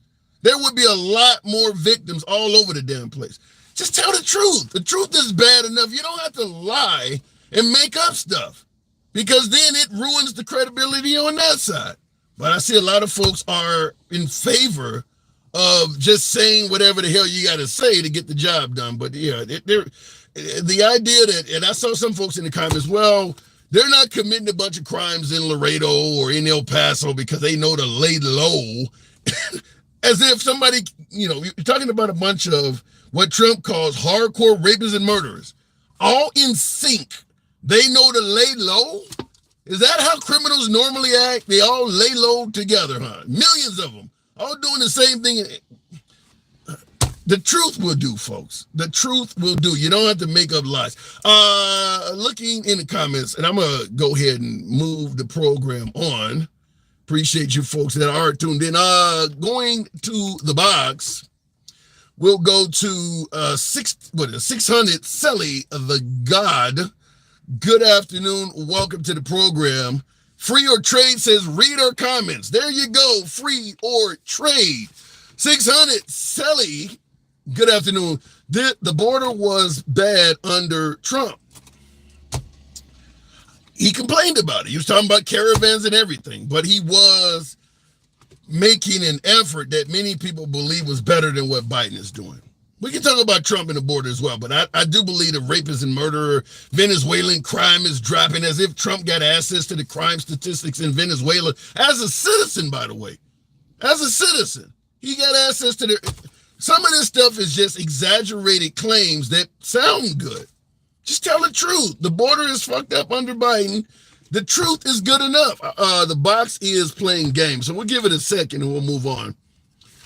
He granted how many Venezuelans when he was in office from getting deported? You're saying that Trump was allowing Venezuelans to stay? Trump was hard on the southern border. He was hard on those folks. I mean, he talked about building a damn moat. He tried to have a law where anybody caught entering the country illegally had a minimum 5 years in prison. They had to stop him. He was trying to propose some pretty harsh shit. We know he was proposing a complete ban on all Muslims entering the country. Trump is hard on the border. So if you think Biden is failing on the border, and you believe that nefarious characters, or as Trump called them, bad hombres are coming across the southern border, Trump is your guy. He is going to secure the southern border.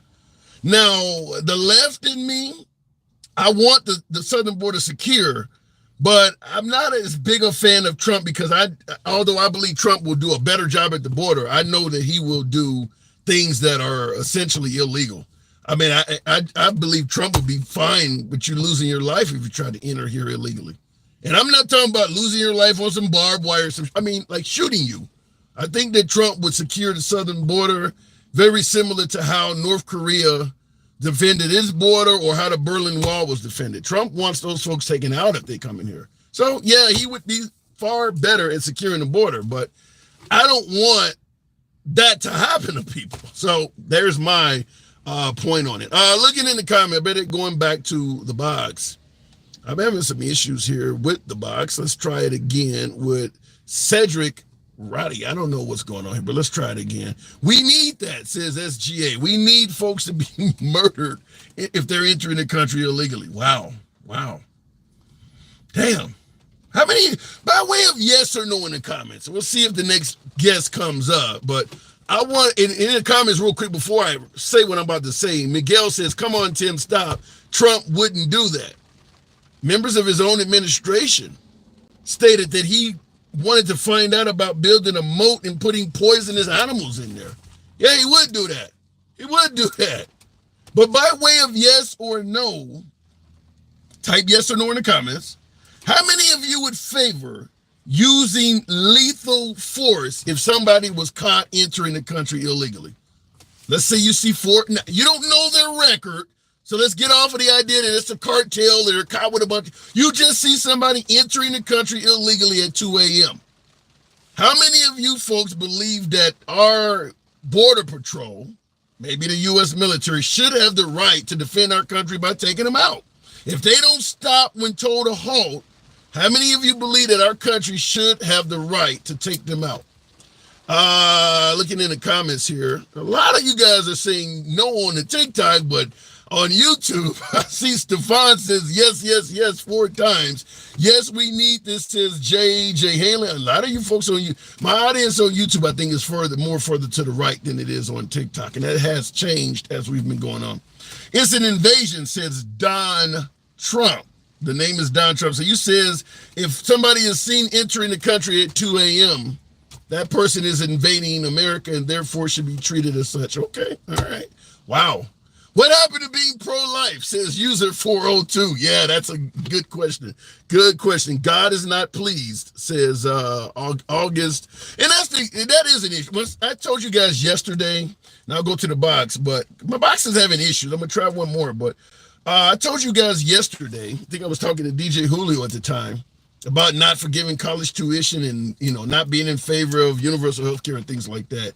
That's kind of what took me away from being Christian. I was brought up religious, and to be in a country where people don't believe you should do anything for your fellow man, you either eat or you starve. I mean, sink or swim. That's kind of the mindset in America. So I just don't see that as a what would Jesus do type answer. But in regards to the comment, God is not pleased, I'll agree with that as well. I don't think any Jesus or God that I was taught to believe in would be okay with murdering somebody simply because they were entering the country illegally. I don't think God would be okay with that. But maybe I'm wrong. Some folks have a difference of opinion. And I see in the comments, Angel M says, delusion is a controlled emotion. Yikes. It eliminates the weak, says Marsha Campbell. Yeah, it does eliminate the weak, but the God I was brought up to believe in would defend the weak. I was taught that God would help the weak, not murder them. That's why I'm not Christian as much. Going back to the box, though. Eliminating the weak by firearm. Yikes. We'll try it again with Jeremy Gardner. Good afternoon, Jeremy. What do you say, Tim? Hey, what do you think? Taking out immigrants entering the country illegally with lethal force. What say you? What do you think? You think we ought to just let anybody come over here and take a chance on something like 9/11? Why do we not let people out of prison that committed crimes to take a chance on them? So why is the Democrat Party turning their head and trying to act like they're not for it? If you for it, just be a man, say you are. So you believe that if somebody's entering the country illegally, we should view them like a prisoner trying to escape from prison and take them out? I think they should have to come through a process and done right.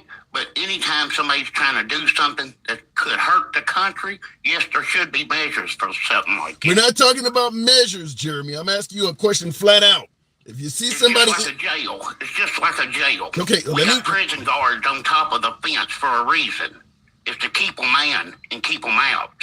And if those measures has to be taken, yes, those measures should be taken. So somebody seen entering the country illegally that refuses to stop, you would be okay with authorizing lethal force? So what we supposed to do? Open our prison gates up? You can, and Jeremy, stop, just let them go? You could just say yes. Justified it. We're still trying to justify it. Either they're going to have to stop and go through a process legal, or we're going to have to open the gates. Which one? I think you're a bit hesitant to just say yes, though. You would be okay. Yes, okay. Yes. If they will not stop, yes. Okay. There should be somebody there to tell them to stop where they know what it means and stuff. Yes. What if it was like a prisoner? They should not be allowed to come in without papers. What if it was a woman holding a child that just refused to stop and kept running? Does women hold child have stuff on their chest to blow up stuff? That can happen. At what point do we let that little woman or kid in that could have something on them to kill millions and millions? There's got to be security. That's what the border is for. Wow. It ain't for letting people in that can hurt the people. So the kid too. The kid can get it too. So so you'll let a kid come in your house with something maybe strapped on him? Wow. You drive a hard bargain, Jeremy. Damn. Is it right? Would you let a kid that could have something attached to him come in your house and kill your whole family? You know something, Jeremy? Even if I saw, I carry and I would defend my house if somebody was breaking in my house. But if I woke up, hurt a kid? Hold on. If I woke up at 2 a.m. and heard somebody in my garage or in my basement, and I went down there and saw it was a kid, I wouldn't take them out. I would not do that. Common sense. Nobody wants to hurt nobody, but we know there is it can happen. We do need a secure border. We don't want to hurt nobody. If somebody broke in my house, I do everything I could to keep that from happening. But if a man forces his way in with a gun going to hurt my family, I got to do what I got to do. So do you see like one of my viewers, damn, I just heard some serious lightning here. Do you see someone like one of my viewers suggested that anybody coming in this country illegally is an invader? Do you see it? You know they're an invader. You saying they're not? Do you realize how many people have come in this country that have been granted amnesty, came in illegally, 100% illegal? Ronald Reagan granted amnesty to a lot of them that have become successful American citizens. They're not all coming here to hurt people, Jeremy. Hey, you're 100% right. I've worked with lots of people like it, and they are mostly good people. But you would have killed them. 100%. You would have, but you would have. Put yourself in a position like 9/11, that does not need to happen. Any danger. But Jeremy, there's got to be a screening. But Jeremy, you would have murdered those people. You would have authorized lethal force. They were invaders, in your opinion. All of the ones that have gotten their lives together and become successful taxpayers after being granted amnesty under your administration, they would all be dead. So like a prison, we just let them all come out and not stop them?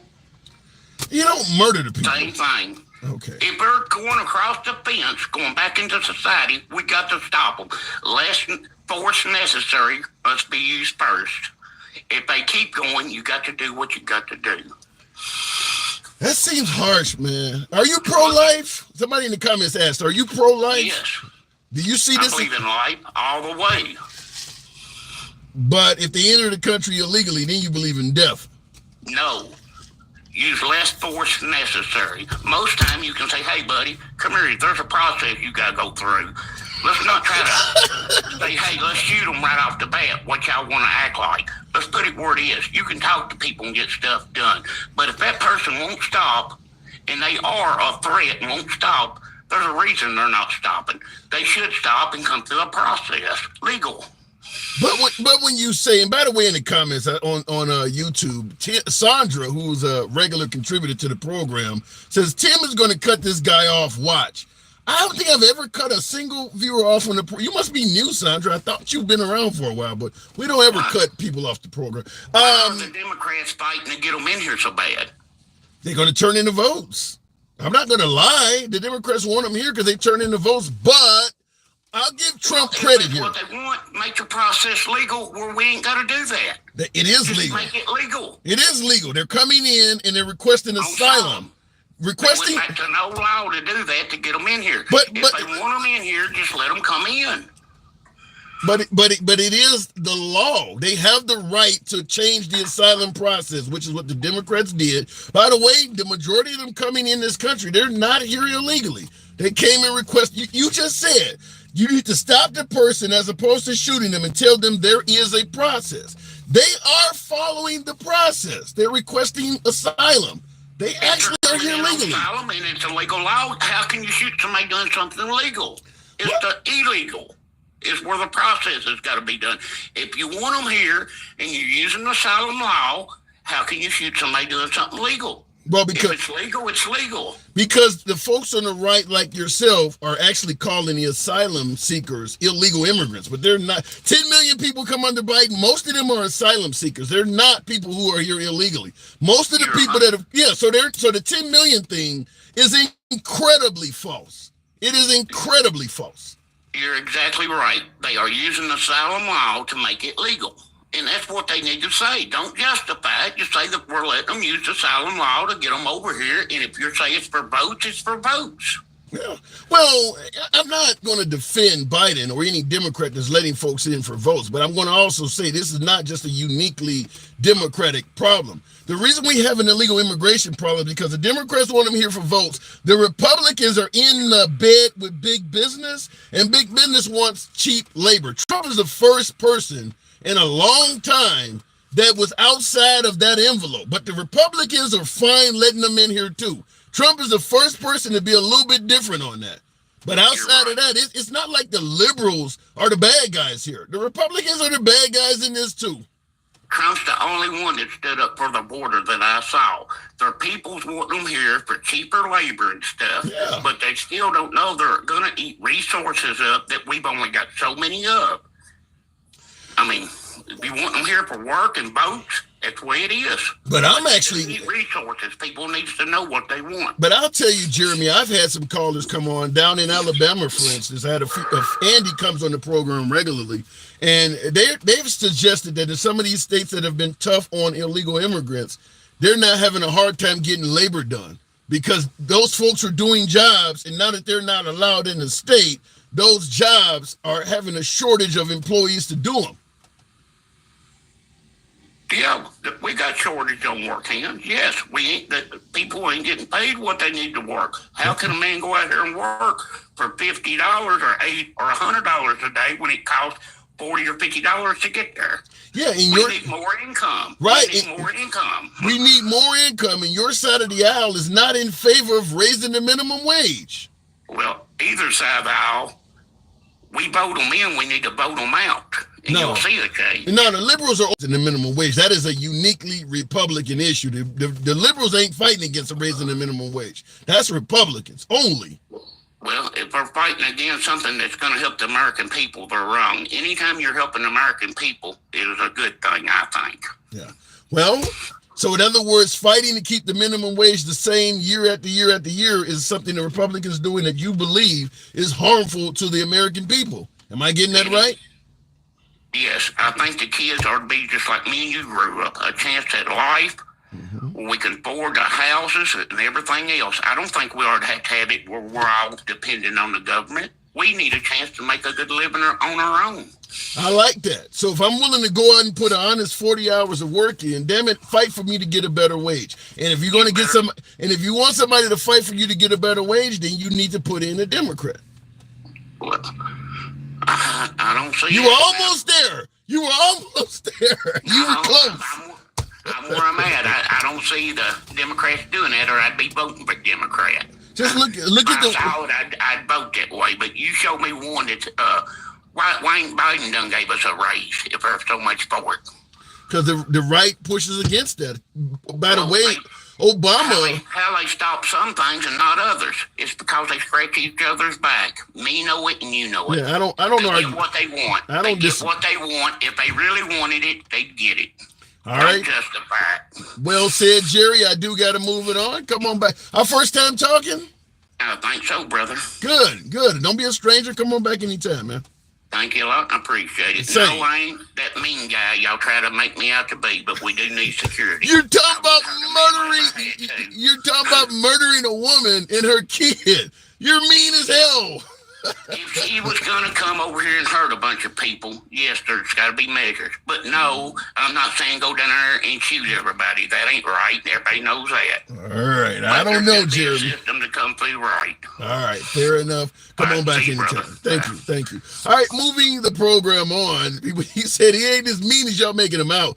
Immigrants pay taxes and contribute to the economy. That is true. All of the outcome from immigrants coming to this country is not bad.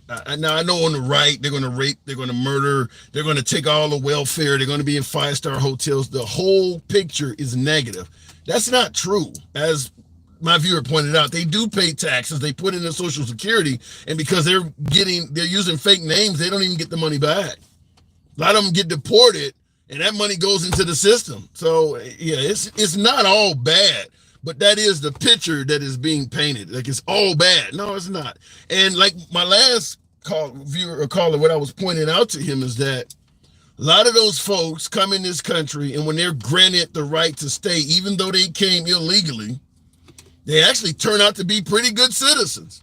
So the idea that every one of them is coming to invade, rape, murder, and harm people actually doesn't measure up to what has actually happened over the last few generations. We've had a lot of immigrants come in this country over the last 50 years illegally, 100% illegally, as some would call where their back is wet.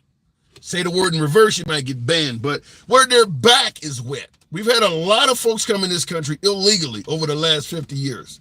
A lot of them have turned out to be tax-paying, law-abiding citizens. So the notion in 2024 that we should automatically assume anybody coming in the country illegally is here to rape and murder people actually doesn't fall in line with the millions that have come before them. Most of the immigrants that have come in this country have not done that. I don't know where that came from. It came from Trump, but I don't know why it came out. They only have a problem with the ones coming from the southern border. Eric, the E-double. Yeah. I think there may be some validity to that. I actually do think that. That is so true. Our own citizens commit most of the crime. Yeah.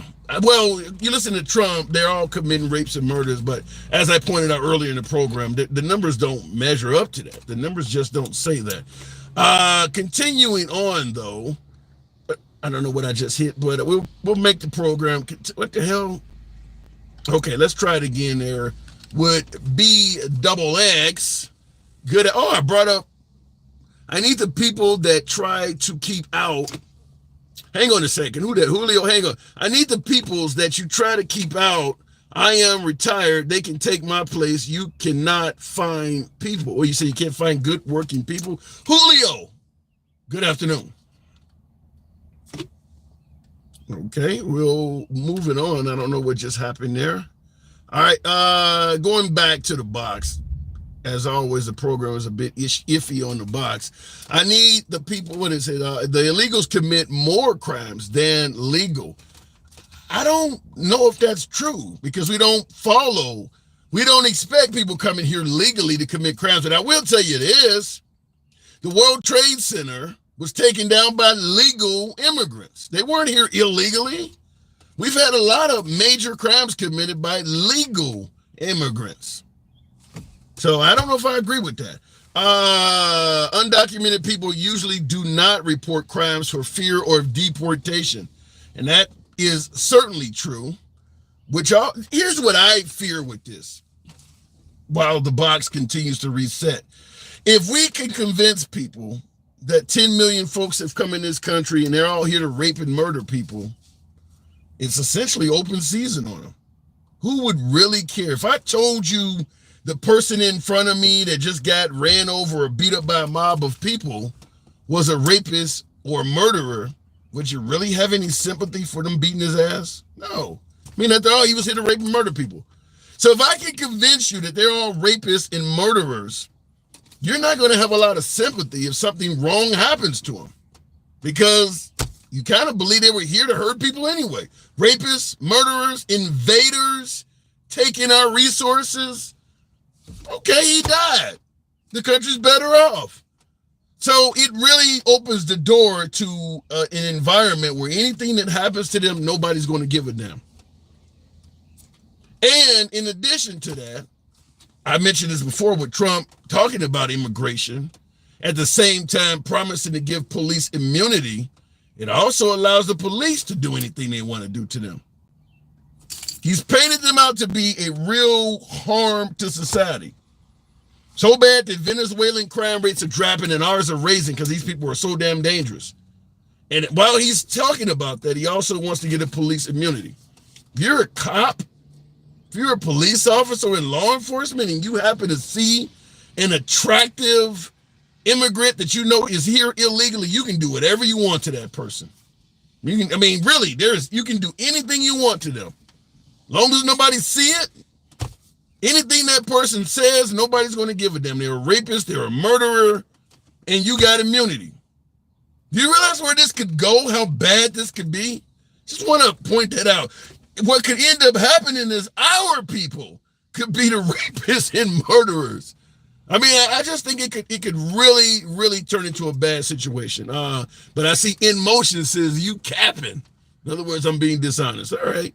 By the way, there is a real world example of that. Kristallnacht, for you folks who may pay attention to World War II history, the Night of Broken Glass, Kristallnacht, is a real world example of that, where they were convinced that the Jewish were causing all of the bad problems in Germany. And there was night after night of just smashing their shops, open season on all of them. And a lot of people lost their lives in that. But if you can convince the public that somebody is bad, is a harm to the public, nobody's going to care what happened to them. Nobody's going to care. Looking in the comment, and then if you got Trump backing you, yeah, you pretty much got immunity. The idea of people coming into this country, we are supposed to be legally and lawfully checking. I agree with that. Doesn't matter. They should be checked, but that doesn't mean that you automatically assume anybody came in this country illegally is the Unabomber. Like my last caller, well, the kid might have, a bomb on his chest. It's okay to take him out. He might have had a bomb. That's where I have the issue. We're automatically assuming anybody who comes in this country illegally is here to kill people. They're here to kill people. They're here to rape people. Automatically giving them the worst title. Yeah, coming in the country is illegal. You're a criminal by doing it. But that doesn't mean you step them up to a mass murderer because they're committing that crime of illegal entry. Leave it at what it is. They are a criminal for entering the country illegally. Call them that. Don't jump it up and say they're here to rape and murder people. Like I said, sometimes the truth will do. You don't have to lie about things. Going back to the box. We'll try it once again with Reb. Good afternoon, Reb. Close the borders, Donald J. Trump 2024. We'll see what happens. Reb, good afternoon. Reb, are you there? All right. Apparently, Reb is not there. We're moving on. MAGA always assume. Now, the liberals do it as well, but I just think that assuming that everybody coming here is a rapist and murderer could really get a lot of people killed. I mean, look, if you go and enter a house where you know a lot of illegals are staying there and they take off running or maybe run at you because you already assume they're a rapist and murderer, I'm going to shoot you if I think you're a rapist and murderer and you running at me full speed. I mean, it just gives you all types of avenues to really hurt them because the assumption is they're here to really cause some serious harm. Try it again with Robert. They should come legally, but no is faster illegally. Yeah, and come in legally, by the way. We don't point out the fact that can take a couple decades to do that. Nobody gives a damn about that. Robert, good afternoon. How are you, brother? I'm doing good. I'm doing good. So what do you think? You think lethal force is okay? Lethal force. Lethal force is okay. Against whom? Illegal immigrants. No, I don't think it's. I don't think it's right. I mean, I don't think we should go down to the border and just start shooting everybody. They're human beings, just like you or I. No. Yeah, I tend to agree with that. I tend to agree. Okay. Now you have all these people who are Trump fanatics. What is their other choice? Joe Biden. Yep. And on top of that, while everybody fights about the illegal immigrants, we are just running and giving away hundreds of billions of dollars of taxpayers' money to fight wars that we really shouldn't be involved in. Okay. I think it's wag the dog. Let the American people fight about some stupid crap. Suspend all the rules. Push these bills through on a Friday and Saturday and give $100 billion of our money away that we work hard for while we're struggling. Let me ask you this. Why do you think that all of our allies and most of the folks other than MAGA in this country believe that you should help the Ukrainians out? Well, why do we should? Well, it's all about the money, isn't it? But according to the security. Nations, the UN, we didn't have in writing, but we told Russia that we would not expand its borders. And when Putin said, "Okay, show me," the journalist said, "Well, it's not in writing." It was very good. So just like the Palestinians and Netanyahu, his stance is no, they should not have Palestinian states. They do not have the right to self-determination because they're part of the Arab nation. So you believe that Russia had a right to invade the Ukraine? According to just what Israel's stance is about joining the United Nations, and they were not to be on their borders. Yeah. So what about folks in the region like Romania and Poland and some of these other allied nations that believe that Russia won't stop at the Ukraine? You think they're all getting it wrong? No, Russia won't stop. No, he's not going to stop there. He won't stop there. So if he doesn't stop at the Ukraine and then he invades a NATO member nation, which you're admitting could happen. Hush. Yeah, well, then we're in trouble. Well, then we are forced to. Well, I see what your point is. I see what you're saying. Yeah, so wouldn't it be better now to help the Ukrainians fight Russia so that they can become weaker without us losing anybody, than let them take over the Ukraine, become a more powerful, stronger nation, and end up having to use your own soldiers in a year or two? That's a double-loaded question, yeah. Well, we lied to the Russian in the UN Charter. We lied. We said we would not expand its borders. Yeah, we expanded it 5 times. Robert, lying about how we're going to treat people and do people is the American way. We've been lying, starting with the Native Americans. We lied. And that was my point. And I was going to write that in the comments. That's how it started, with the Native American. And then we exploited the African American people. And what comes next? It's going to be everybody. Right. So why all of a sudden is this lie so different from the rest of them? They're not. You're right. I mean, so what do we do? Well, you don't leave your allies in a position where they're going to be invaded, and you're admitting that Russia won't stop. That's correct. He won't stop. He won't stop. So if you're president, what do? Do you let Ukraine fall and then our allies is next? What would you do? Well, if I was the president and I had committed, well, it's not in writing in the UN Charter that we weren't going to expand the borders. So what do you do? I'm asking you that. Would you leave? Yeah. Would you let Ukraine fall? You can't. No, you cannot. So you just made an argument to keep sending them money. Correct. All right, that's not how you started the conversation off, though. That is correct. All right, But see, we're getting somewhere. We're getting somewhere. Your point was good, though, that everything is based on a lie. Yeah. I mean, when Trump got us out of the Iranian deal, we had signed on a dotted line with them. So even Trump broke promises. I mean, America has a history of doing that. It seems like that's all we do. Yeah. And then we sacrifice these poor American soldiers to go over there and fight wars and they come home dead for what? And life goes on. Right.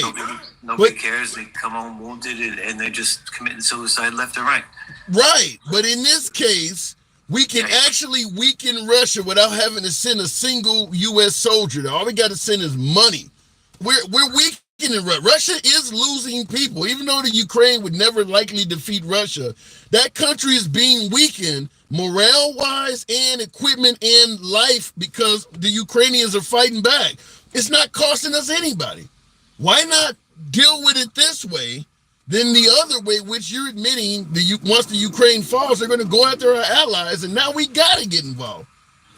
Well, it would be a lot worse for Russia if they had a missile attack Poland by accident, which I thought would happen already, and then got us involved in the war. But I don't know if Putin is that insane.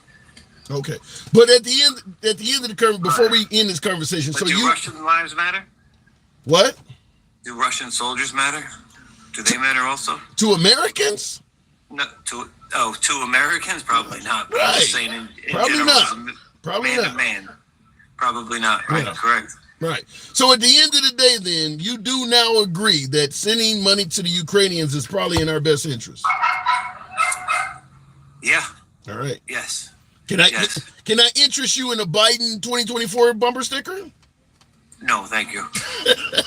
And it's sad because I'm a union iron worker too. Unfortunately, all these infrastructure projects around New Jersey and stuff, I just think it's just a big giant money grab. I mean, you go into politics. I don't know where you're from. I'm from New Jersey, right? Illinois. Okay, Illinois, Chicago. I was just working with a guy from Chicago. It just seems to me that the American people are getting less and less. The middle class is shrinking. I mean, I made more money when I first started 33 years ago than I do now. Yeah, but now you lean right. You're a Republican, correct? No, I was a Democrat until, because I thought, like, to me, Democrats were for helping other people. Like, we all help others. Like, I was brought up to help my neighbor. Go, if she's older, you go help her, break her leaves. You don't ask for anything. You just do what's right. Everybody takes care of everybody. When did you switch over? I'm in the process of. You're in the process now? Yeah, I don't know what to do anymore. Who did you vote for in 2020? Who did I vote for in 2020? Trump. You're not in the process. Were you switching back to Democrat? I don't know what I'm doing. I don't know anymore because I think, like you just said, it's all based on lies and bullshit. Yeah. Who'd you vote for in 2016? 2016, I voted for Trump or Hillary? Trump. All right. I couldn't vote for Hillary because that's just a continuation of Clinton and Obama.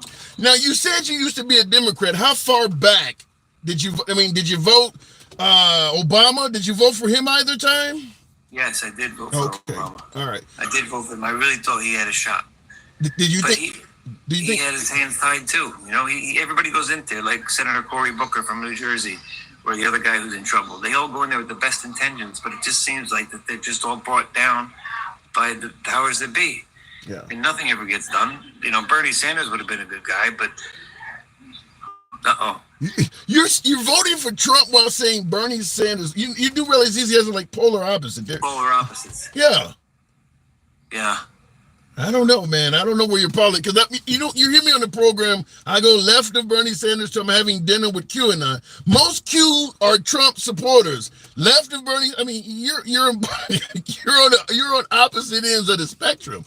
I did hit my head a lot and ate a lot of lead paint when I was a child, so bear that in mind. Right. But It was good talking with you, man. I hope I get to see you again and we get more questions. But I like people that challenge my to think outside the box. All right. Can I get you to say "Go Ukraine" before I drop you? No, not yet.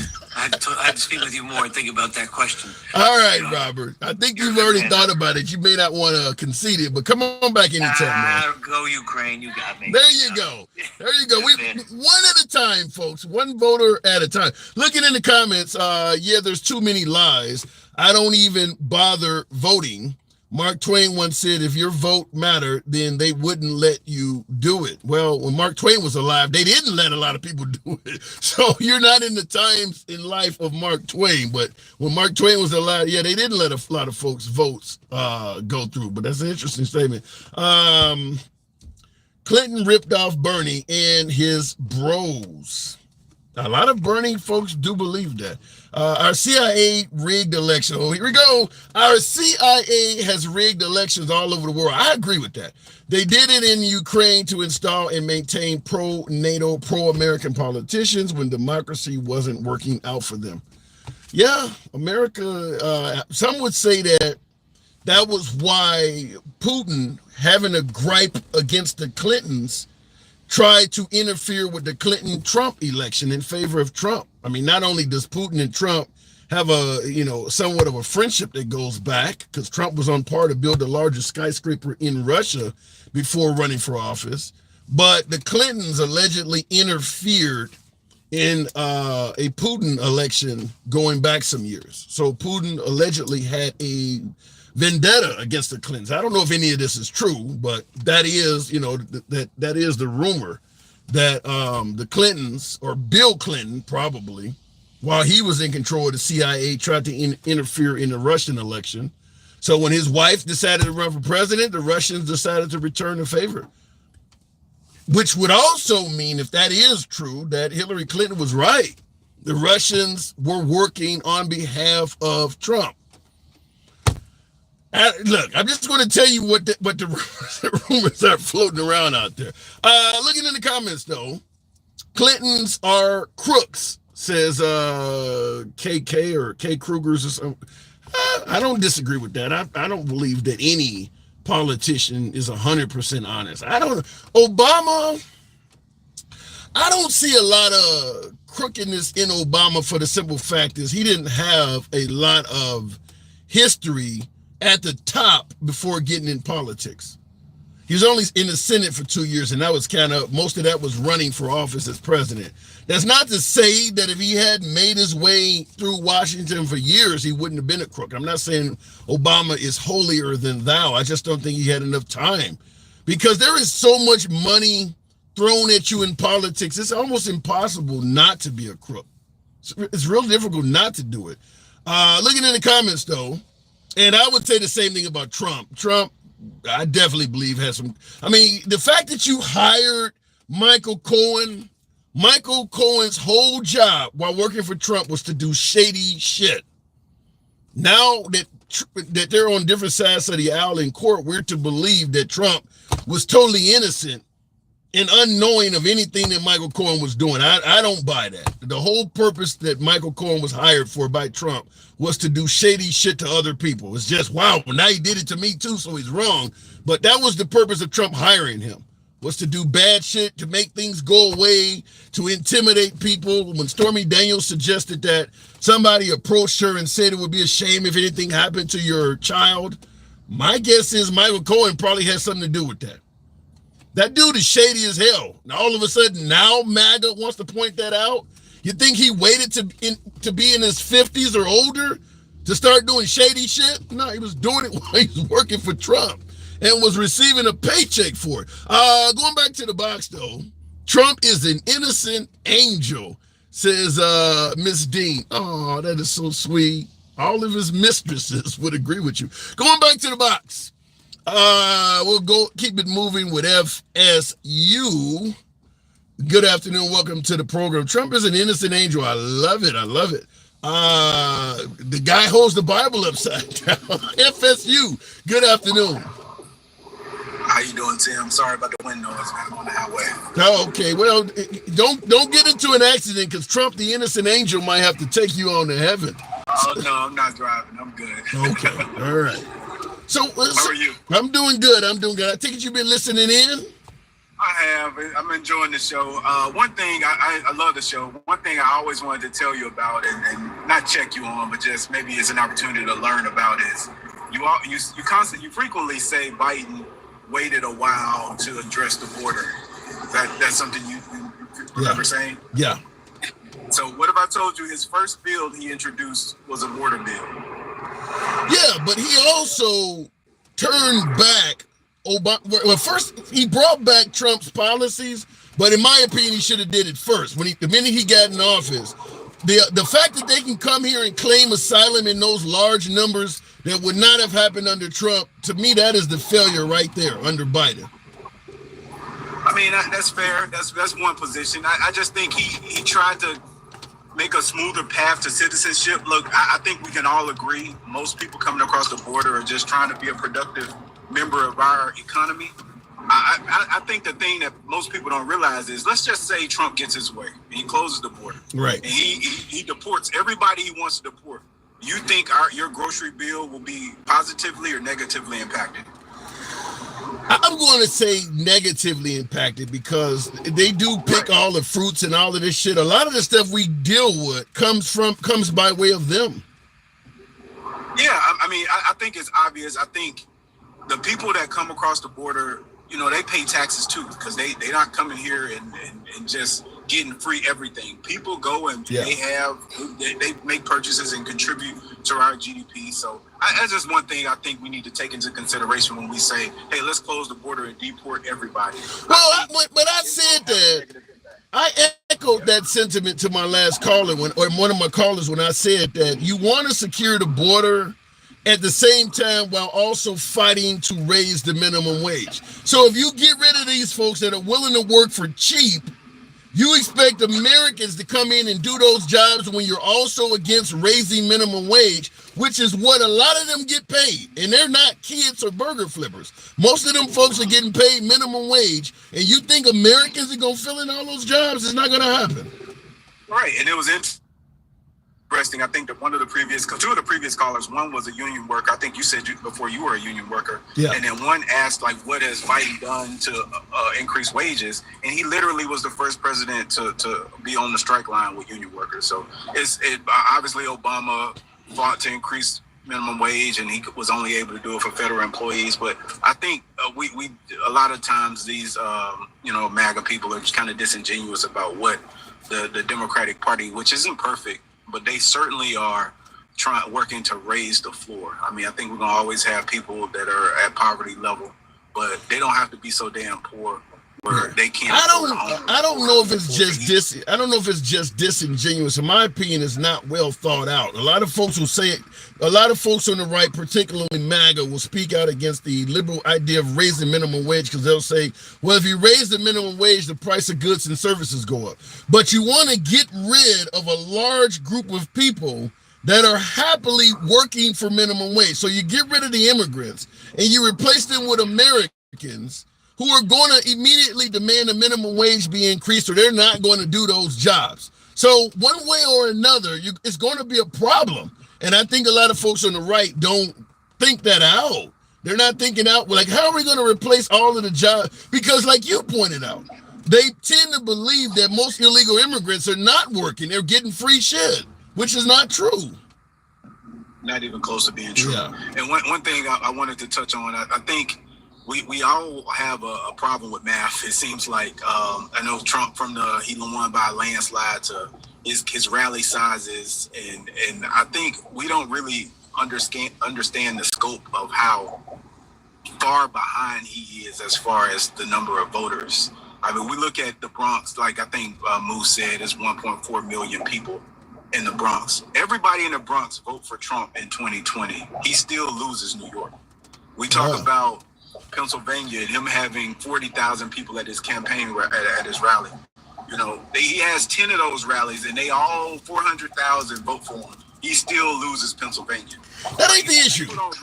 That's not the issue. Let me tell you, I get your point and you're correct, but that's not the issue. The issue is black folks that may be in other swing states see Trump willing to reach out to black people in the Bronx, and that may cause them in places like Arizona, Michigan, or Wisconsin to also vote for Trump, and it will matter in those areas. No, I get that. That's fair. And I'll end with this. Minority votes. I don't think the minority vote, the people who have an issue with Palestine, those people aren't going to supersede the amount of women that are negatively affected by some of the policies that have been passed in the last 4 years. I think people always default to, Biden wasn't more popular than Obama. But the truth is, every 4 years, more people are born. We are then pass away, and our voter base increases. So yeah, in this year we're going to have more voters than we ever had in history. Everybody in high school in 2020, and even some 8th graders are going to be voting age this time. So the idea that since Trump has these campaign rallies that's going to translate into voters, and then we see he had one of the weakest midterm votes in our lifetime. I can't speak for your age. Yeah. We see Georgia flipping. We see, the 10th district in Alabama. And then we see Texas. Math is in everybody's face. I tell people. You think Texas might go purple? Yeah, Cancun Cruz. I don't know if you've seen the guy that's running against him, but I think he's going to lose. And I can't say Texas will slip. Cancun Cruz with the ugly wife? Hey, right. But look, I'll end with this, and you guys, you can't dispute the math. Romney won Texas by 16 points in 2012, and Trump won Texas by 5 points in 2020. And he lost every major city in Texas the first time a Republican has ever done that. Texas is getting closer, and it's slipping kind of the same way Georgia did, and it was in everybody's face when Georgia lost the senators first. Those elections got very, very close, and this has been happening in Texas. So I think it'll be 1 or 2 points either way, but it'll certainly be very close, and it'll turn purple. Shit, that's it. If Trump ends up losing Texas, yeah, he will go down in history as a major failure. If he loses the election and a state like Texas goes purple or even blue, wow, they'll definitely say it was stolen. The RNC is devoting a lot of resources to helping Trump, and I mean, I guess they have to. That's what they're supposed to do.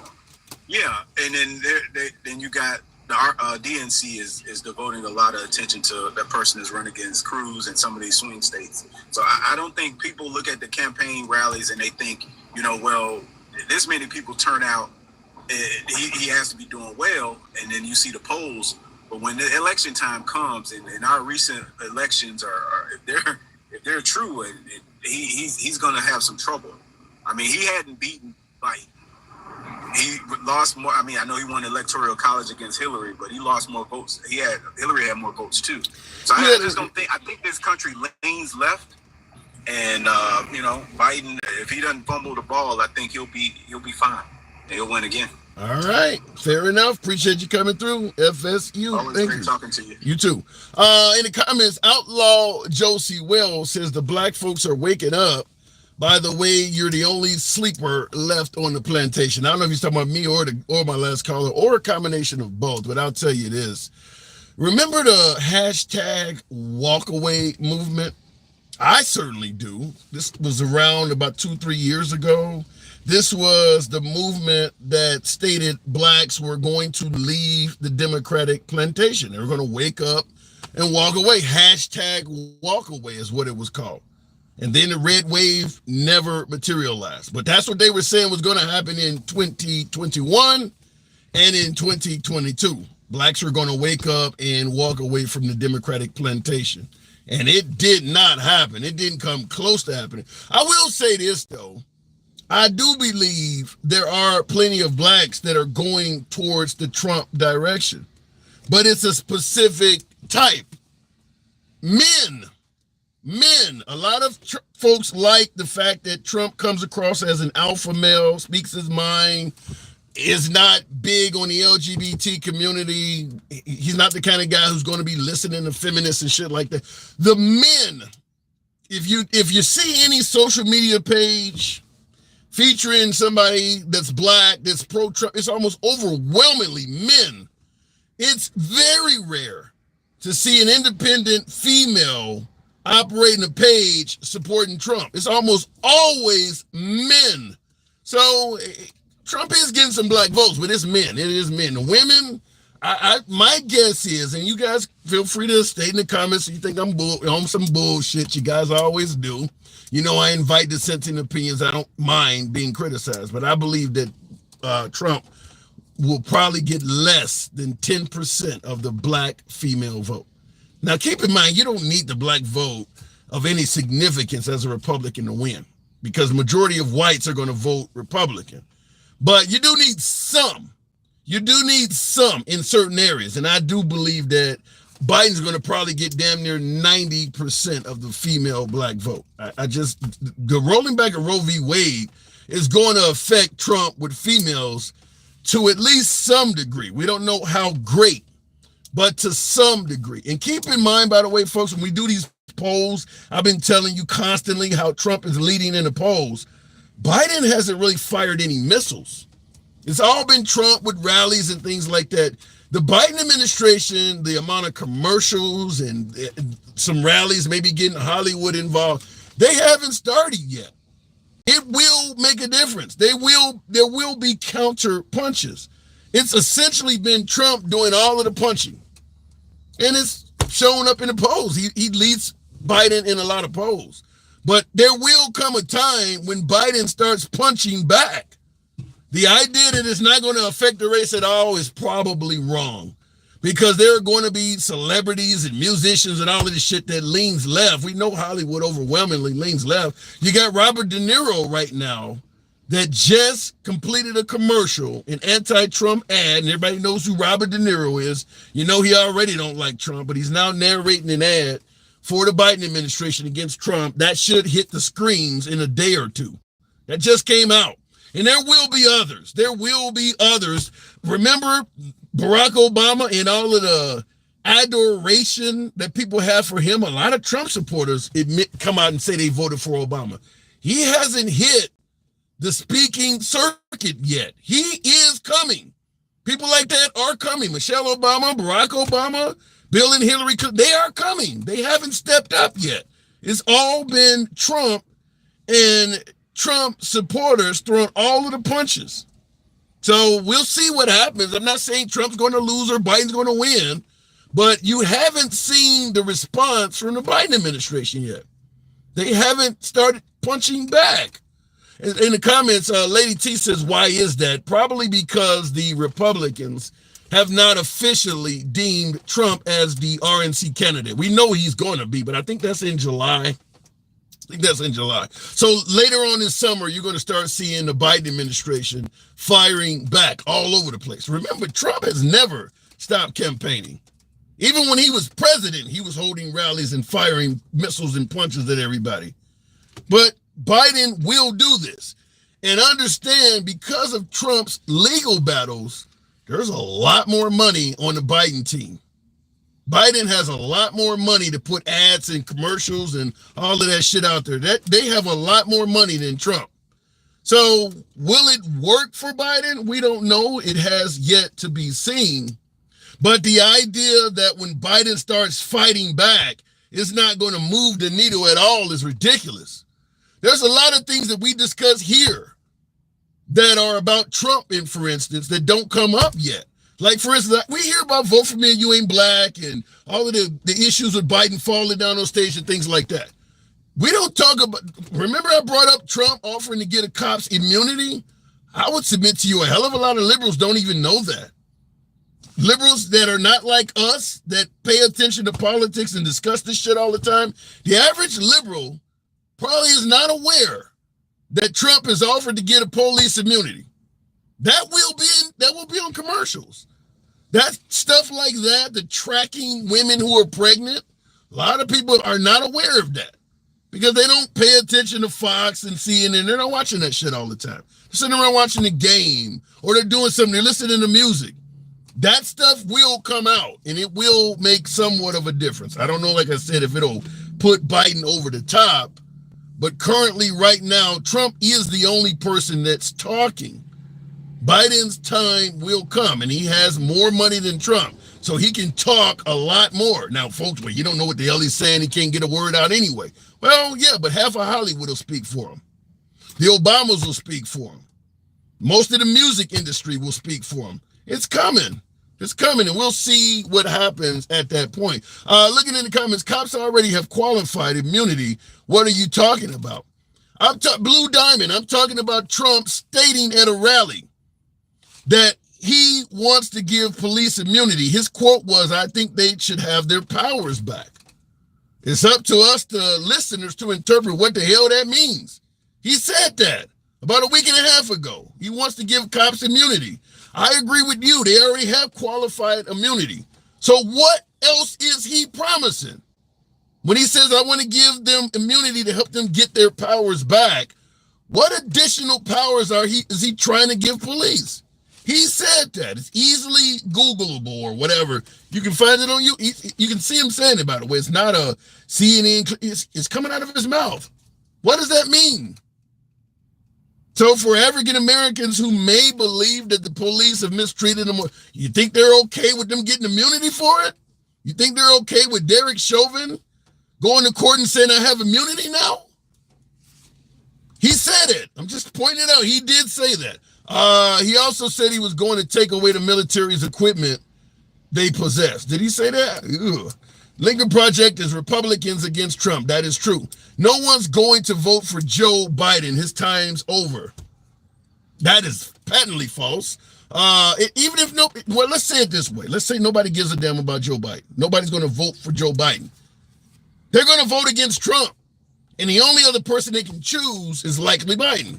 They're not going to vote for Kennedy because he's not going to be on the ballot in a lot of places. So I agree with you that a lot of votes that Biden gets are going to be anti-Trump votes. But just pay attention, folks. When this Republican National Convention officially nominates Trump as the guy, you're going to see the floodgates coming from the Biden administration. We'll see what happens in the polls, if it makes a difference or not.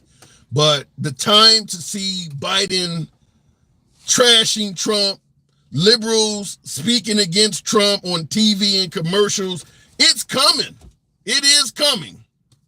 We'll see if it makes a difference, or perhaps it'll be useless. We will see that. We certainly will be discussing it on the program. As always, it is indeed your boy Tim, the handsome liberal. 1 p.m. Central, Monday through Friday is when we're here. If you enjoy civilized dialogue from both sides of the aisle, without any concern of the host trying to block, ban, or censor you for your opinions, you're in the right place. Follow the program. To my viewers on TikTok, YouTube, feel free to drop a subscription. Yeah! Thank you for the hat and mustache alter ego. See you guys tomorrow. And for my YouTubers, Unbelievable Black on here, who speaks clearly and without a menacing attitude, Baby Bubba, that's a hell of a compliment. I'm one of the few blacks that speaks clearly without a menacing attitude. You do realize that could be interpreted a different way. I will take the compliment, but that could be interpreted a different way. Wow. You can't really believe in your heart that Trump is a patriot, says Gene S. Well, there's certainly a lot of ways we could take that. In fact, I could do a whole show on it. The only thing Biden is doing to Trump is making his fire stronger and stronger. Well, you don't know what's going to come from the Biden administration, so you can't say that. Anybody saying that right now without even hearing Biden attack Trump already is voting for Trump. So you kind of have that in your mind, but you don't know what's going to come out from President Trump. So we'll leave it at that. See you guys tomorrow. It's your boy Tim, the handsome liberal. For you guys who are new to the program, drop a subscription.